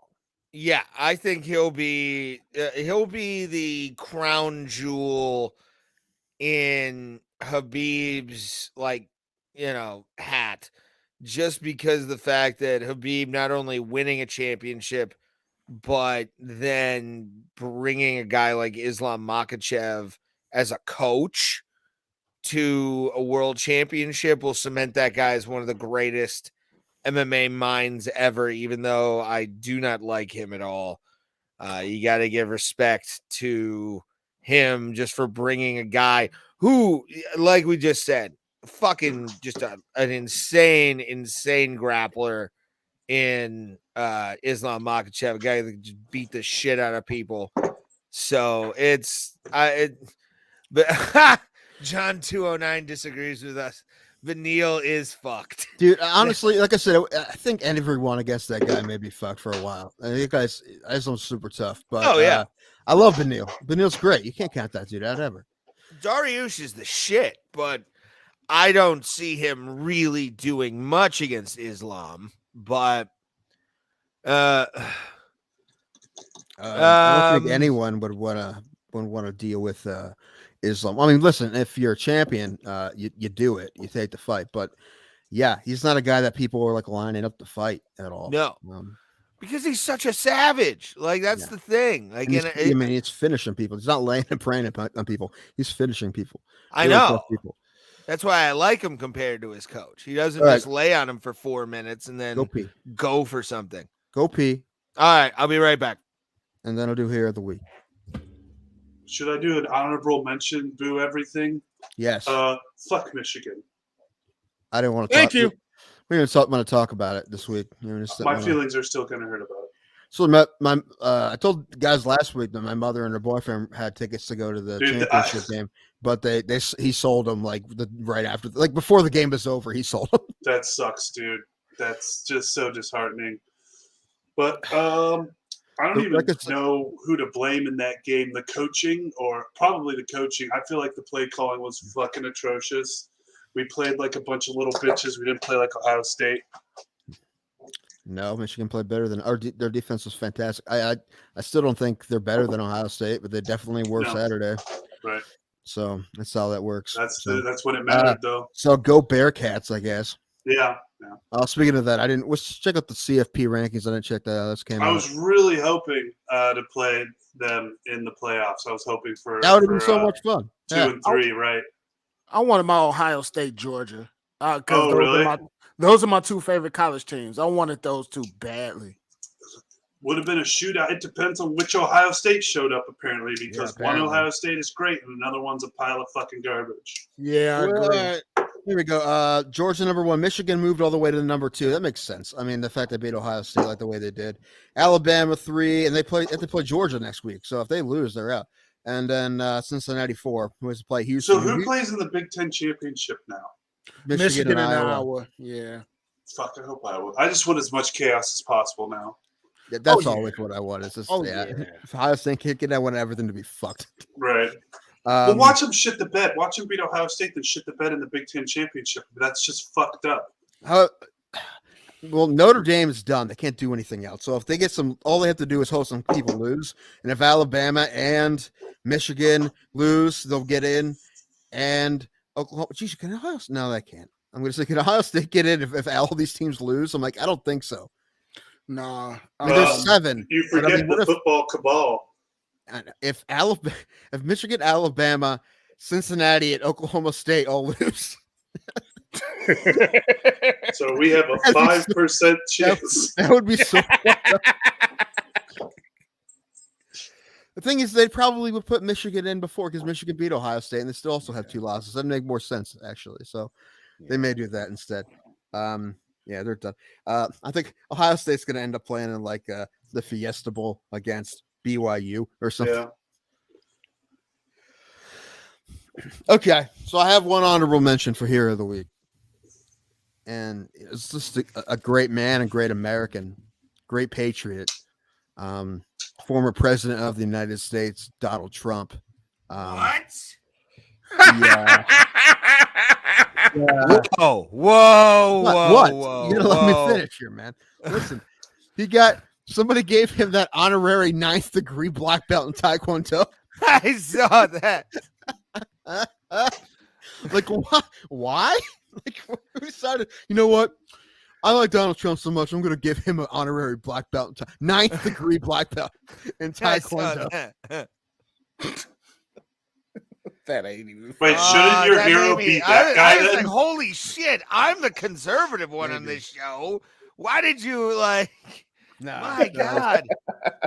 Listen, it wasn't like Ted Cruz was like the 2nd hero of the week, I think. Yeah, remember? Yeah, because I think he was my hero for dipping out on the snowpocalypse when his constituents needed him. He's like, "Nah, dude, I'm good. I'm like out. an idiot. Yeah, I'm out." That's a baller Taking move, my man. beard and going other places. It's a baller move. Okay, so what's hero of the week? This is oh shoot, where it is? It's a story that's I found. It is a bar called the Tan Hill Inn, and it's in Britain somewhere or England. What happened was, okay, I guess I'll read some of this. More than 60 people who went to a British pub to see an Oasis cover band ended up spending 3 nights at the facility when a snowstorm left them stranded. Apparently, what happened is this is like it's 1,700 feet above sea level, so it's like really it's gonna get crushed with the snow. But apparently, they thought it may happen, so they stocked the place with food and stuff. But for how many days? 4 days. 3 days. 4? 60 people just hung out in this bar the whole time. And luckily they had enough supply. So apparently they were just making people sandwiches and giving them booze for 4 days straight. But my favorite thing about that is that they were trapped in there with an Oasis cover band. And it says in the article they said that they were treating them to extra sets, and I'm like, 3 days of, anyway, here's Wonderwall. Just like 3 days straight. I was about to say, do you think they did like sets every night, and then by the 3rd night you're just I don't know. They heard that they're number one, they're called No Aces. All right. I think the only thing worse than getting trapped with an Oasis cover band would be getting trapped with the Gallagher brothers in that situation. That might be the only thing worse. But you just see them. Anyway, you guys want to hear Wonderwall? You've played it 46 times in the last 3 days. But yeah, we're drunk. Play it again, man. We all know the words. So yeah, the fact that they were prepared for it and everyone was good, and apparently it didn't go bad at all. Why wouldn't you cancel the show? I don't know. Because it's England and it's Oasis. All right. It's No Aces is the name of the band. I'm aware, but it's Oasis music in England. That's like that would be like Menudo in the 90s in fucking Mexico City. Every girl will be there. Every girl. They had power the whole time too, so that's good. Which that could have been worse if it didn't. They're all in good spirits, the owner said. They're all eating and drinking well. So yeah, for 3 days straight, they're just eating sandwiches and like getting drunk up. Now, I wonder I bet the bar tabs in that place had to be crazy. A 3-day bar tab. No, if I'm stuck there, I'm fucking getting free booze. There's no fucking way.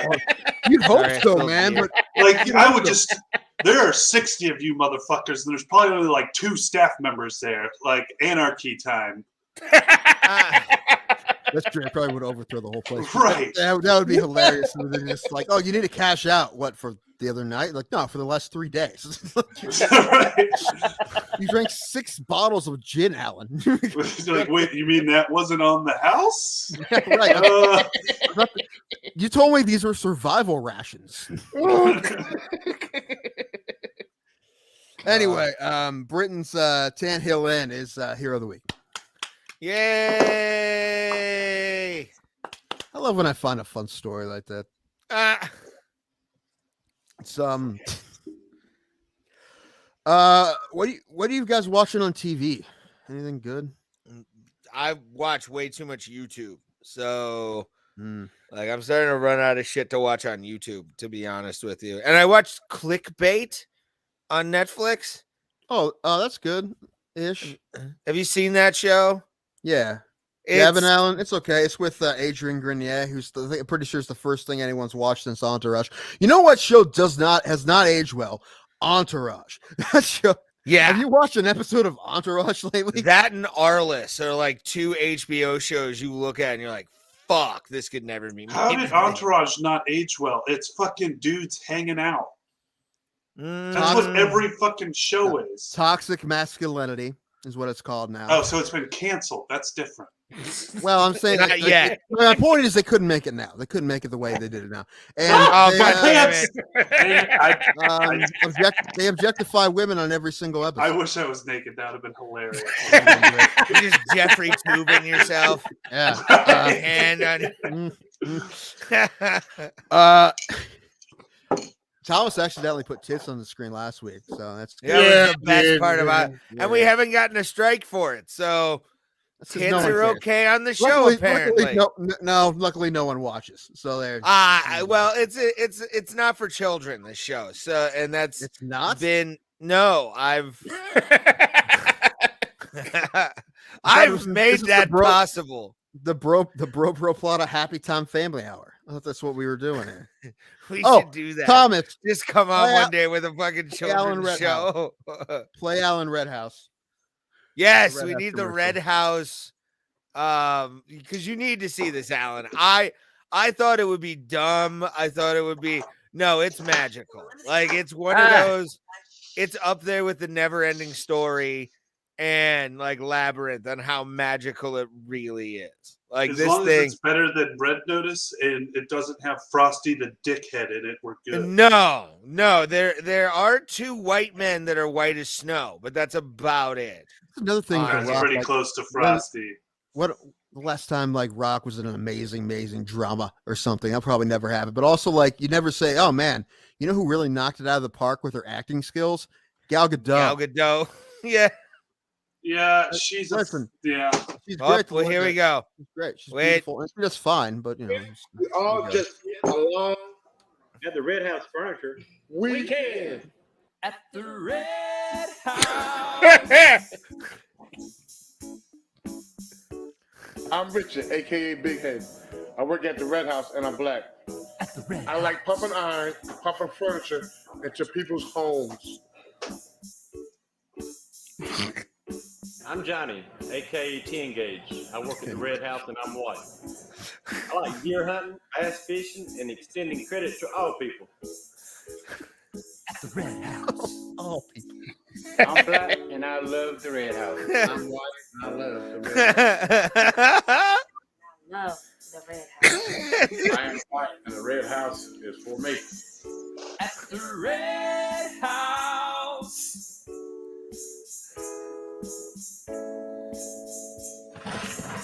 Look at the sofa. It's perfect for a black person or a white person. This mattress is perfect for a white person or a black person. At the Red House, where black people and white people buy furniture. And Hispanic people too. And all people.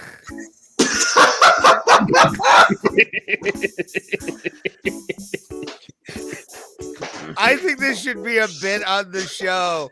We're gonna have Logan Urban on this show in a couple We're gonna show weeks. everybody the Red House video. Yes, we're gonna show everybody the Red House furniture. Get their recap. Listen, Alan, you and I are gonna put on white t-shirts and ties, and we're gonna do a parody of that for Bro Plata. Bro Plata, where white people and black I people. thought that guy said ass fishing, but he said bass fishing, which are two completely different things. AKA 10 gauge, yeah. I thought it was going to take an LGBTQ plus curve for a second, but that would have made it way better. It's like, I'm John. I'm white. We're trans people and queer people buy couches. We're men and women and others all buy furniture. Yeah, just like I'm John and I'm gay. This is great. Everyone's welcome at this the couch Red is great for a bi person or a non-binary person. Oh, God. That's probably the newest commercials at Red House Furniture. If it's still there, I don't even We're neurodivergent people buy furniture. Oh, it's but that commercial's at least 12 years old, so that's why it's not that. It's 12 the years ago, we best, weren't ready for that. It's probably the best, and you didn't want to see it out. Yeah, because they saw it earlier, and then everyone enjoyed it. But they solved racism in that town in North Carolina. It's not there anymore. They got rid of it. It's gone. Everything, especially the Hispanic people. Yeah. No, and all everybody loves people. the Hispanic people. Like the least surprising thing about the commercial was that guy's nickname was Ted Gage. Like, yeah, of course. Yeah. Guaranteed there's like a walkie-talkie 10 gauge to the sales floor. Yeah. Wallflower number 5. Al, what would you do if you walked into a furniture store and the salesman came up to you like, how you folks doing? My name's 10 Gauge. I would not be. I would not feel safe. I've been to some sketchy furniture stores trying to buy mattresses, and they were not like that. Well, yeah, because not inclusive. Is that what you're saying? Yeah, I was about to say it's not inclusive, Alan. They were not inclusive. Not at all. I went to the fucking southeast side of Columbus to buy it because it was like, we have cheap mattresses, and this guy's like, yeah, this one fell off the fucking Amazon truck. I'm like, whoa, see ya. Did it fall off the truck, Tony? Right. I had a guy try and sell me a television yesterday actually, in Euclid, almost East Cleveland. Fucking, he had a box on top of his car trying to sell me a television. I'm like, no, you know there's rocks in there. Like, you know that there's some like Kyle or Chagrin River like fucking rocks in that shit. And I'd rather not. The hottest thing going. Literally. That's exactly what he said. That's exactly what the motherfucker said. Is that what he said? Yeah, he was like, I got a TV, hottest thing going. I'm like, oh God. Oh no. Dude, were you like, motherfucker, it's Black Friday. I could go to Walmart and get a TV for $1. All I wanted was a post-jujitsu speedway slushie. And this guy's bothering me over an empty box. Like, no. He's trying to improve your life, Ray. No, but I have a 4K television, sir. I'm fine. He's thinking this TV is good for a black person or a white person. Damn it. I'm going to give you guys a piece of black advice. If a black person Could that be a new segment too? Black advice with Thomas. That's a new one. Every week you're gonna have a new piece of black advice. Yes. If a black person walks up to you and says, I have a deal and it's the hottest thing going, walk away. Yes. It literally is the hottest thing going. Yeah. Plain and simple. He's trying to pay off at least a debt of some sort. Hopefully he's trying to sell me a pit bull out of his El Camino. Is that a red hottest thing going? That dog belonged to somebody. It's like, is this your address, sir? No, I live off of Turney. What? Oh, especially if you on Turney, Broadway, or Durham. No, don't do it. No. I work off of Broadway, sir. I love driving on Broadway. It's fantastic. Maple Heights, What? Bedford. It's the Broadway certain New Philly? neighborhoods. Broadway, New Philly. What? There's a Broadway in New Philly? Yeah. Is there? Yeah. Huh. Well, Ray, you were there. We drove down. One of the 5 roads they have. It's true. Oh. It's Broadway and High. That's basically the whole town. I live on High, and Broadway's where the liquor store is. So there you go. Yeah. I don't know, wonder man. if You know what? Asian people would like that furniture. Didn't I mean, Ken they Gage, when he didn't said get all mentioned. people, he went all people, right? Like that. What do Yeah, you they mean didn't by mention- all people? You mean all people? Yeah, he didn't. Yeah, I don't know. Probably not. Just white people and black people. Just Americans. Just Americans. He's American. A racialist right there. At the racialist. Where white people and black. Yeah. I'm gonna have it stuck in my head for the rest. Yeah, of the it's day. catchy, man. It's catchy. The Red House, white people and black people buy furniture. Yeah. Again, I really want to know how that pitch meeting went.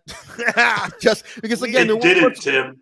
I'm gonna say it It's didn't a go. family furniture store. It didn't. Right. There was no pitch. Right. Like there's a crappy Speedy Auto Salvage commercial I've seen a billion times. It's down the street from me, and I've seen it a million times. And I'm like, they didn't kill it. All right, they didn't kill it with their commercial. Red House killed it. Oh my God. I just Googled the Red House to see if they're still open. They open at 8 a.m. Tomorrow. The Red House is still. We need a show trip. We need to go to the Red House. All those people don't work there anymore. I don't get. You never know. 10 Gauge still might be doing his Actually, thing. yeah, that's true. 10 Gauge actually lives in the back. He's got a little place there. He's gonna cop it up. Yeah. Probably. Richard's still slanging the shit. But have they? Did they make any more of those commercials though? That's what I want to know. Like I haven't looked up. I think like been the last 12 years they've been knocking them out.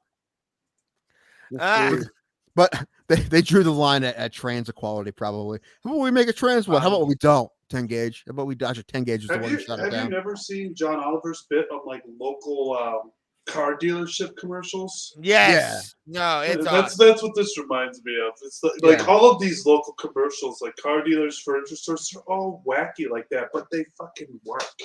Yeah. Like, here we are talking about the fucking Red House, bro. Go get a couch. Hold on, sorry about that. Oh God damn it, John. We're gonna get a copyright strike now. No, because these are the guys that actually made the commercial. Oh. These are the guys that actually sang on the commercial. Oh, okay. So, and you know what? They put out an LP after they did the furniture commercial. You know what's fucking rich? Tim called it because Tim said, and I quote Tim and Ray, you had a piece of it too. They called some school in California because guess where these guys are based out of? Cali? Los Angeles, California. That's awesome. They got the local community college a cappella group. And they got a couple guys from that. That's funny. Hey, Bernie. Bernie's back there. Yeah. Hey, buddy, come here. Bernie. Oh, no. We want a Super Doggy Bowl. bowl. Now say hello.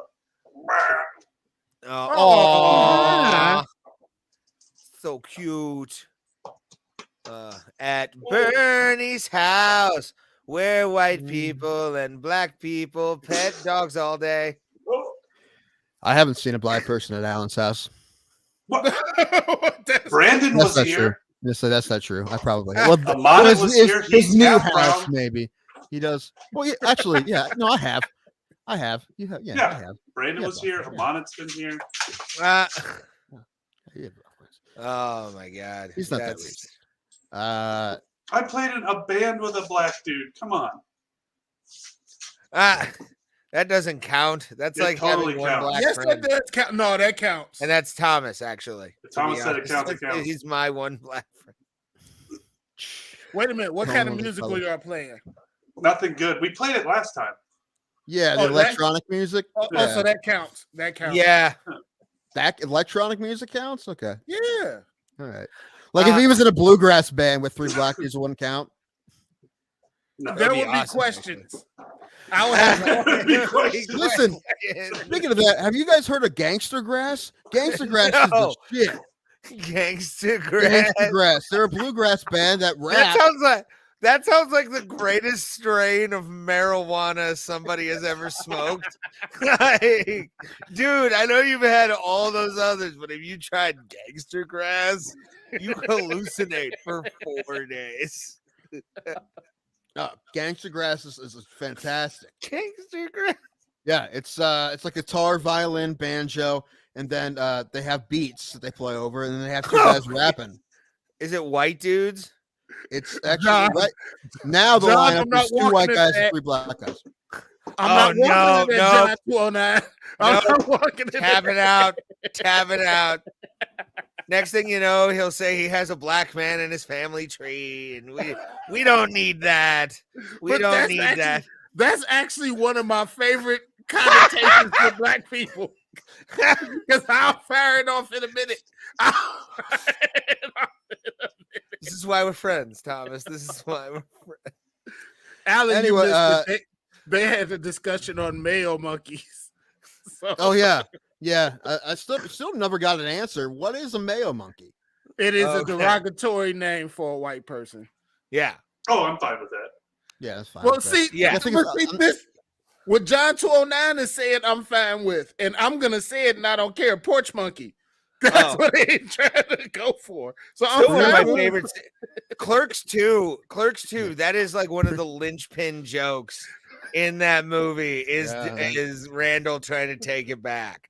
Like, Taking it back. like, to me, that was only one of those only times that word is okay if you're referencing Clerks 2. Like, I gotta disagree with you. My grandmother called me that all when I was young, and I wondered what the hell was she talking about. That's what Randall said. Didn't he? He said his grandmother used to call him that when he was little. Yeah, that's what he said. I spent years because she would say it, and I didn't Alan's know like, what the I hell am not she was okay talking- with this conversation. Where's the thumbs guy down meme? Worst segment ever. I think between Ray and Alan, I probably sent that GIF like 6,000 times. Oh, the thumbs guy, dude, Yeah. for real. That's my I've been- favorite meme. I've been sending it to my GIF mom ever. because she texts me from work. She's like, "How you feeling today?" Look- This thumbs down guy. This is our most recent. That's our most recent 6, and there's 4 out of 6 in there. So Yeah. There you go. Yeah, Tim We're- sends me we're- it all the time. our percentage is not good. Thomas, if you could take me off screen, I gotta go get food I just ordered, so I will be right back in a second. I should probably bounce. I have Yeah, we're about out of steam anyway. I don't really know Children. what else we were going to talk about. But okay, that's good. Thanks for coming on, buddy. no. Um, Hope I'll take notes for future. Yeah, no, that do was good. everything, That was good. I Did you- enjoyed it. I thought the Frosty one was my favorite. I really worked hard on the Frosty one. I'm not gonna lie. It took me a while to think of that one. It's good. Yeah, I'm gonna watch a Christmas movie, and then I think I'm gonna watch like a classic one, like we all know, and then I'm gonna go through it and write like a synopsis for it, like a goofy synopsis for. I don't know. What are you gonna like summarize it, but like shit Yeah. on it? Maybe. Yeah. Which one are you gonna do? I don't know. Maybe Jingle All the Way. What? That was a classic. though. No, I Don't you love Jingle dare. All the Way. No, I'm not. I didn't say I was Oh, gonna okay. make it a shit. I love Jingle All the Way. Okay. All right. But I'm I was basically I'm gonna summarize it in like 2 minutes for anyone who hasn't seen it. Yeah, everyone's seen Jingle on the Way. I Come know, on. but I'm still gonna It's a summarize. classic. No, you got some people that haven't seen it. I mentioned it to a friend, and he was like, "What's that?" I never knew Arnold Schwarzenegger. No, was in a there's a Christmas movie. Jingle All the Way 2 starring Larry the Cable Guy. Yeah, yeah. Oh, ugh. Let's all Yeah, watch so that this week. I'll let you know when I come up with some more stuff, and then I don't know about next. It's always a crapshoot. The fact that I had a free hour right now is fucking amazing. All right. Well, you don't. I mean, you can just come on and do it like for 10 minutes and leave if you want. Yeah, that probably would have been smarter. Anyways, love you guys.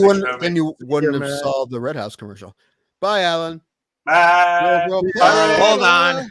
Where white people and black people talk stuff. Hold on. I spilled beer again. Fuck.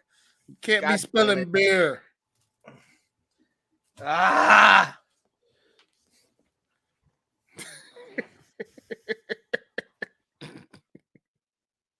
But yeah, Thomas, I expect a new black people advice from Thomas.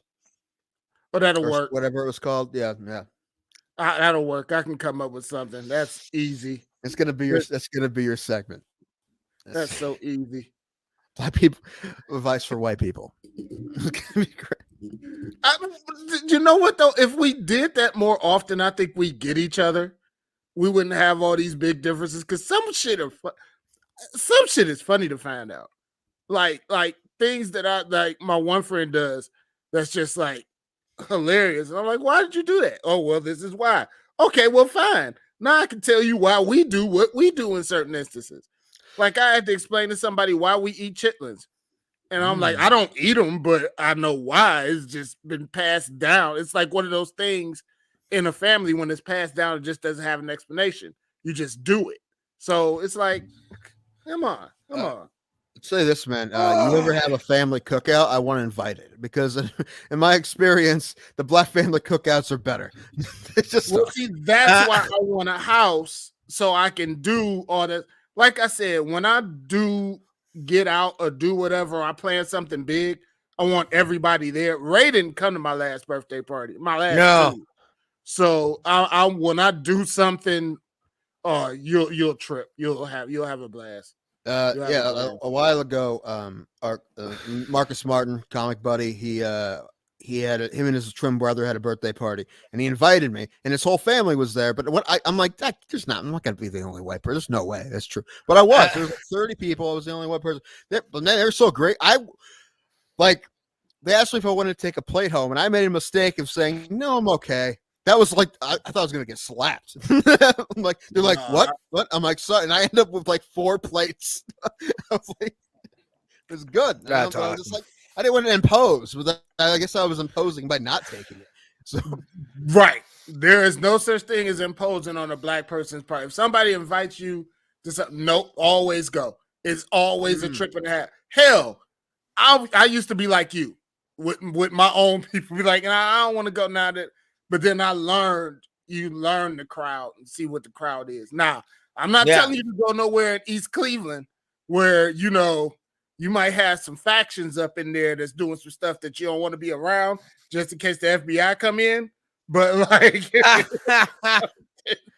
don't go in the basement unless you want to lose 500. I can see it now. Yeah. Tim downstairs chilling, everything. Next thing you know, guns are drawn, and it's like, wait a minute, why? Well, that's basically what would happen if you guys came out to like my brothers and hung out when we had you'd be like, where are all these guns? Where are they? That's just normal. Dude, my brother went out there hunting, and my dad bought him what a Polaris Ranger is? Yeah. It's like Thomas will try to explain. It's kind of like a golf cart, 4-wheeler golf cart with like a little bed on the back. Yeah. He bought him a brand new one. The thing costs more than my car. Wow. It's like this thing's brand new, like $12,000. And I guess someone ordered one, and like they decided to back out, so they had one, and they called my dad because my dad probably was on a list, and he's bought it for my brother. He's like, "You guys don't get any gifts for 5 years."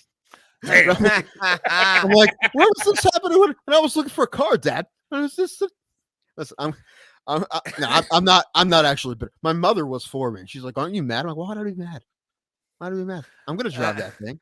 That thing's cool. I'm driving that thing. But yeah, he showed me.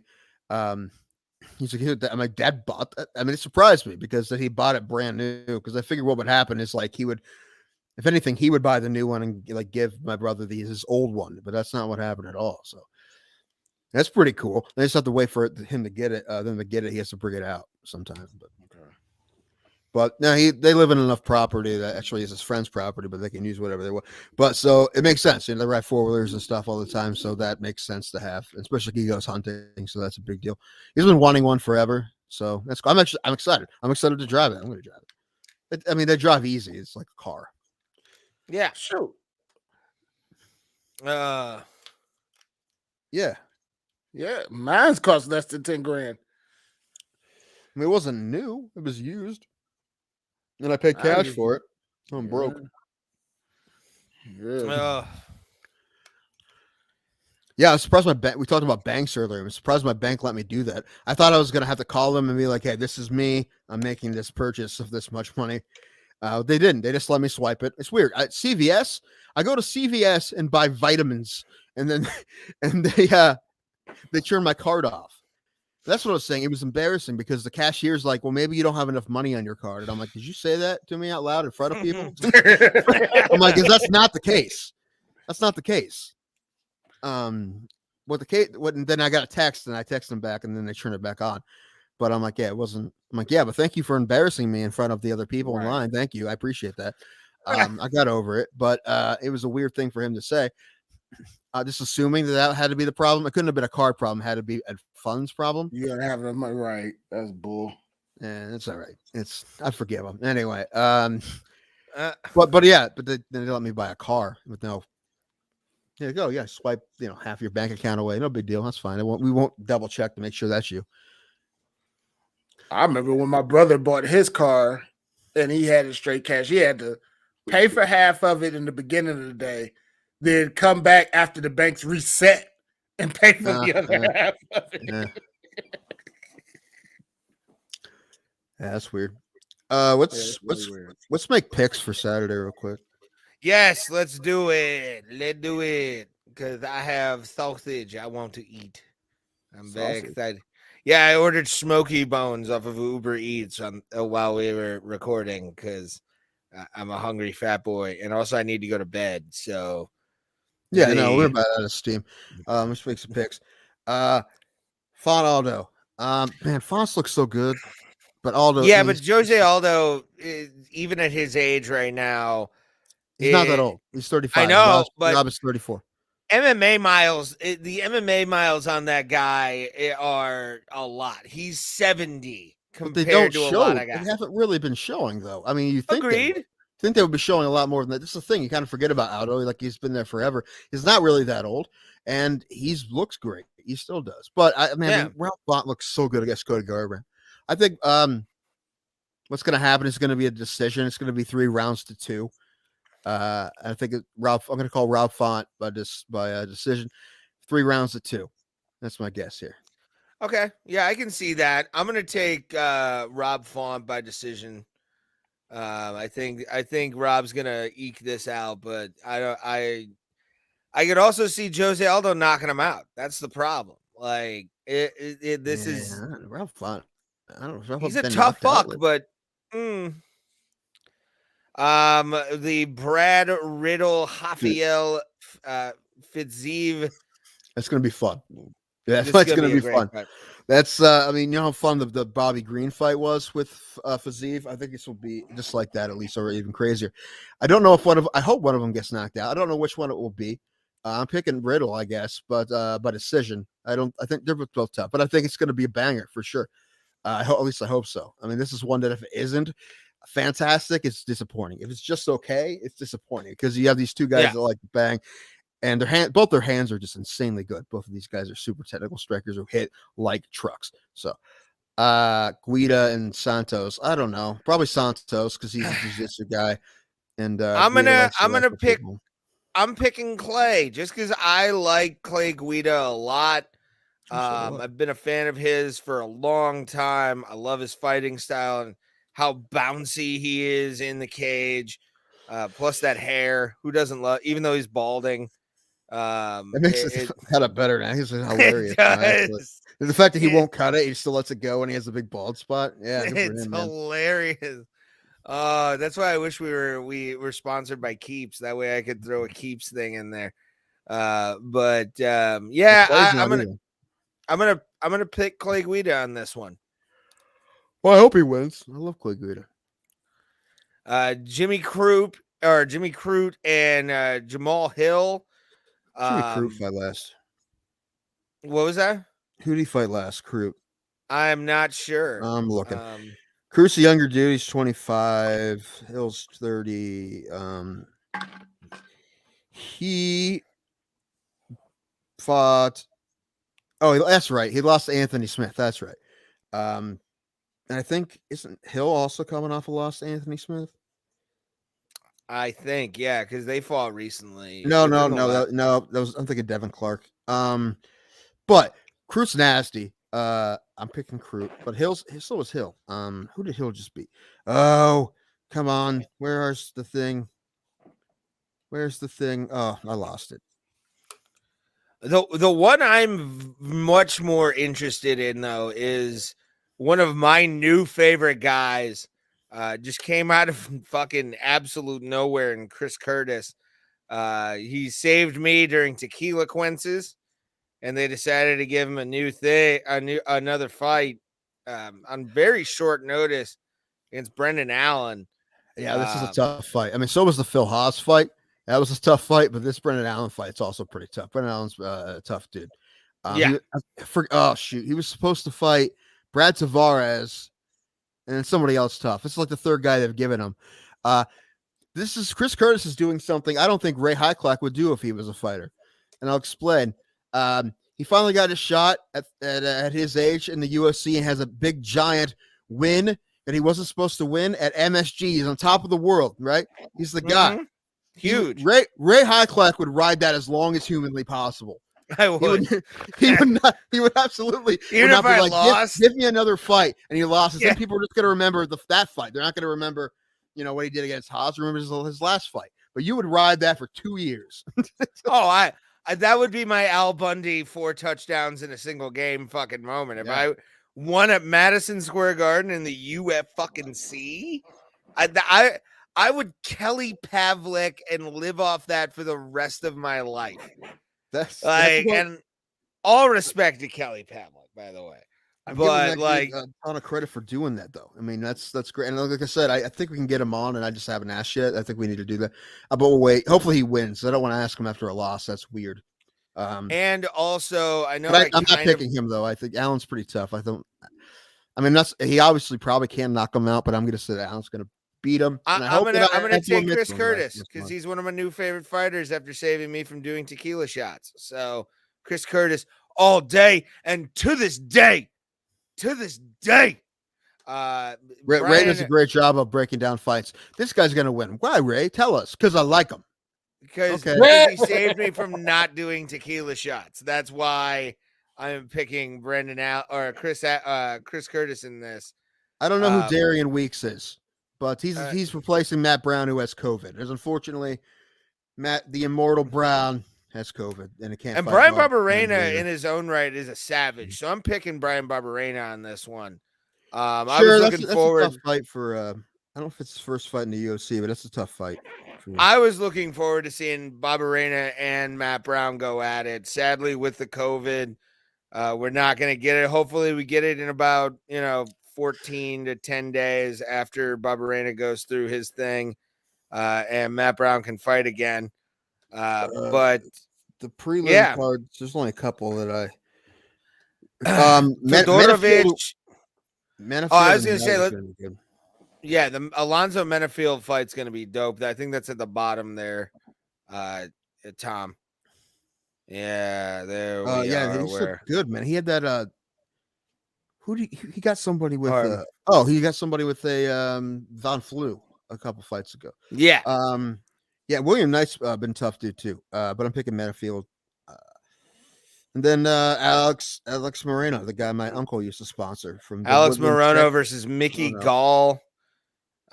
Still one of the greatest live moments of my life was being at UFC 203, him versus CM Punk, and Dana finally acquiesced and allowed him to use "Hey Mickey" as his walkout music. He wasn't going to. Yeah, Dana was like, "No, this is the UFC kid. Pick a better song," kind of thing. Yeah, Boo.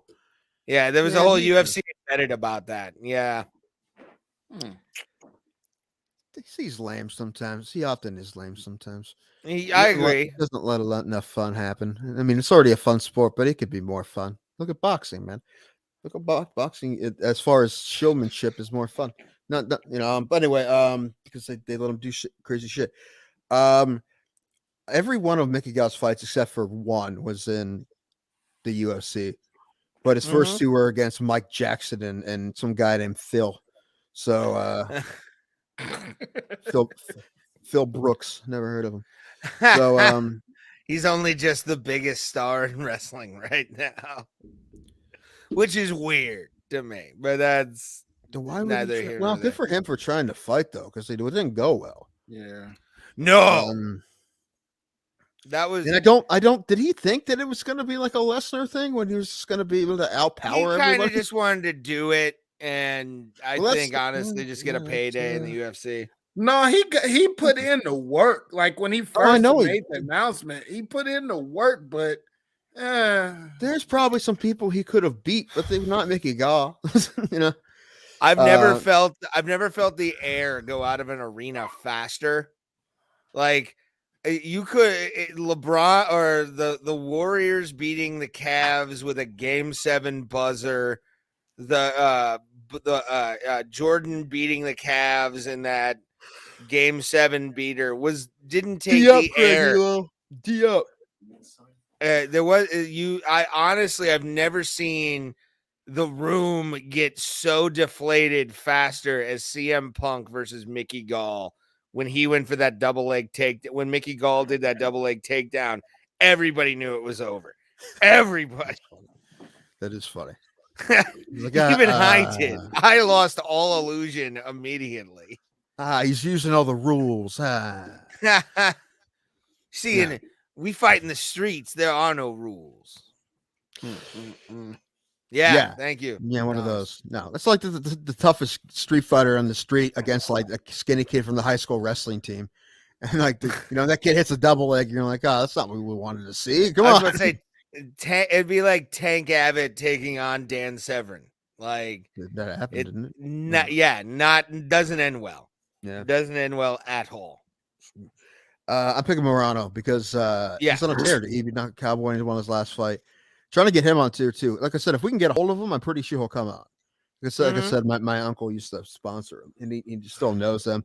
Said Ray that video didn't of him working with my cousin used to be one of his students. Yeah. Also, quick show note: the day of UFC 270 or 269, nice.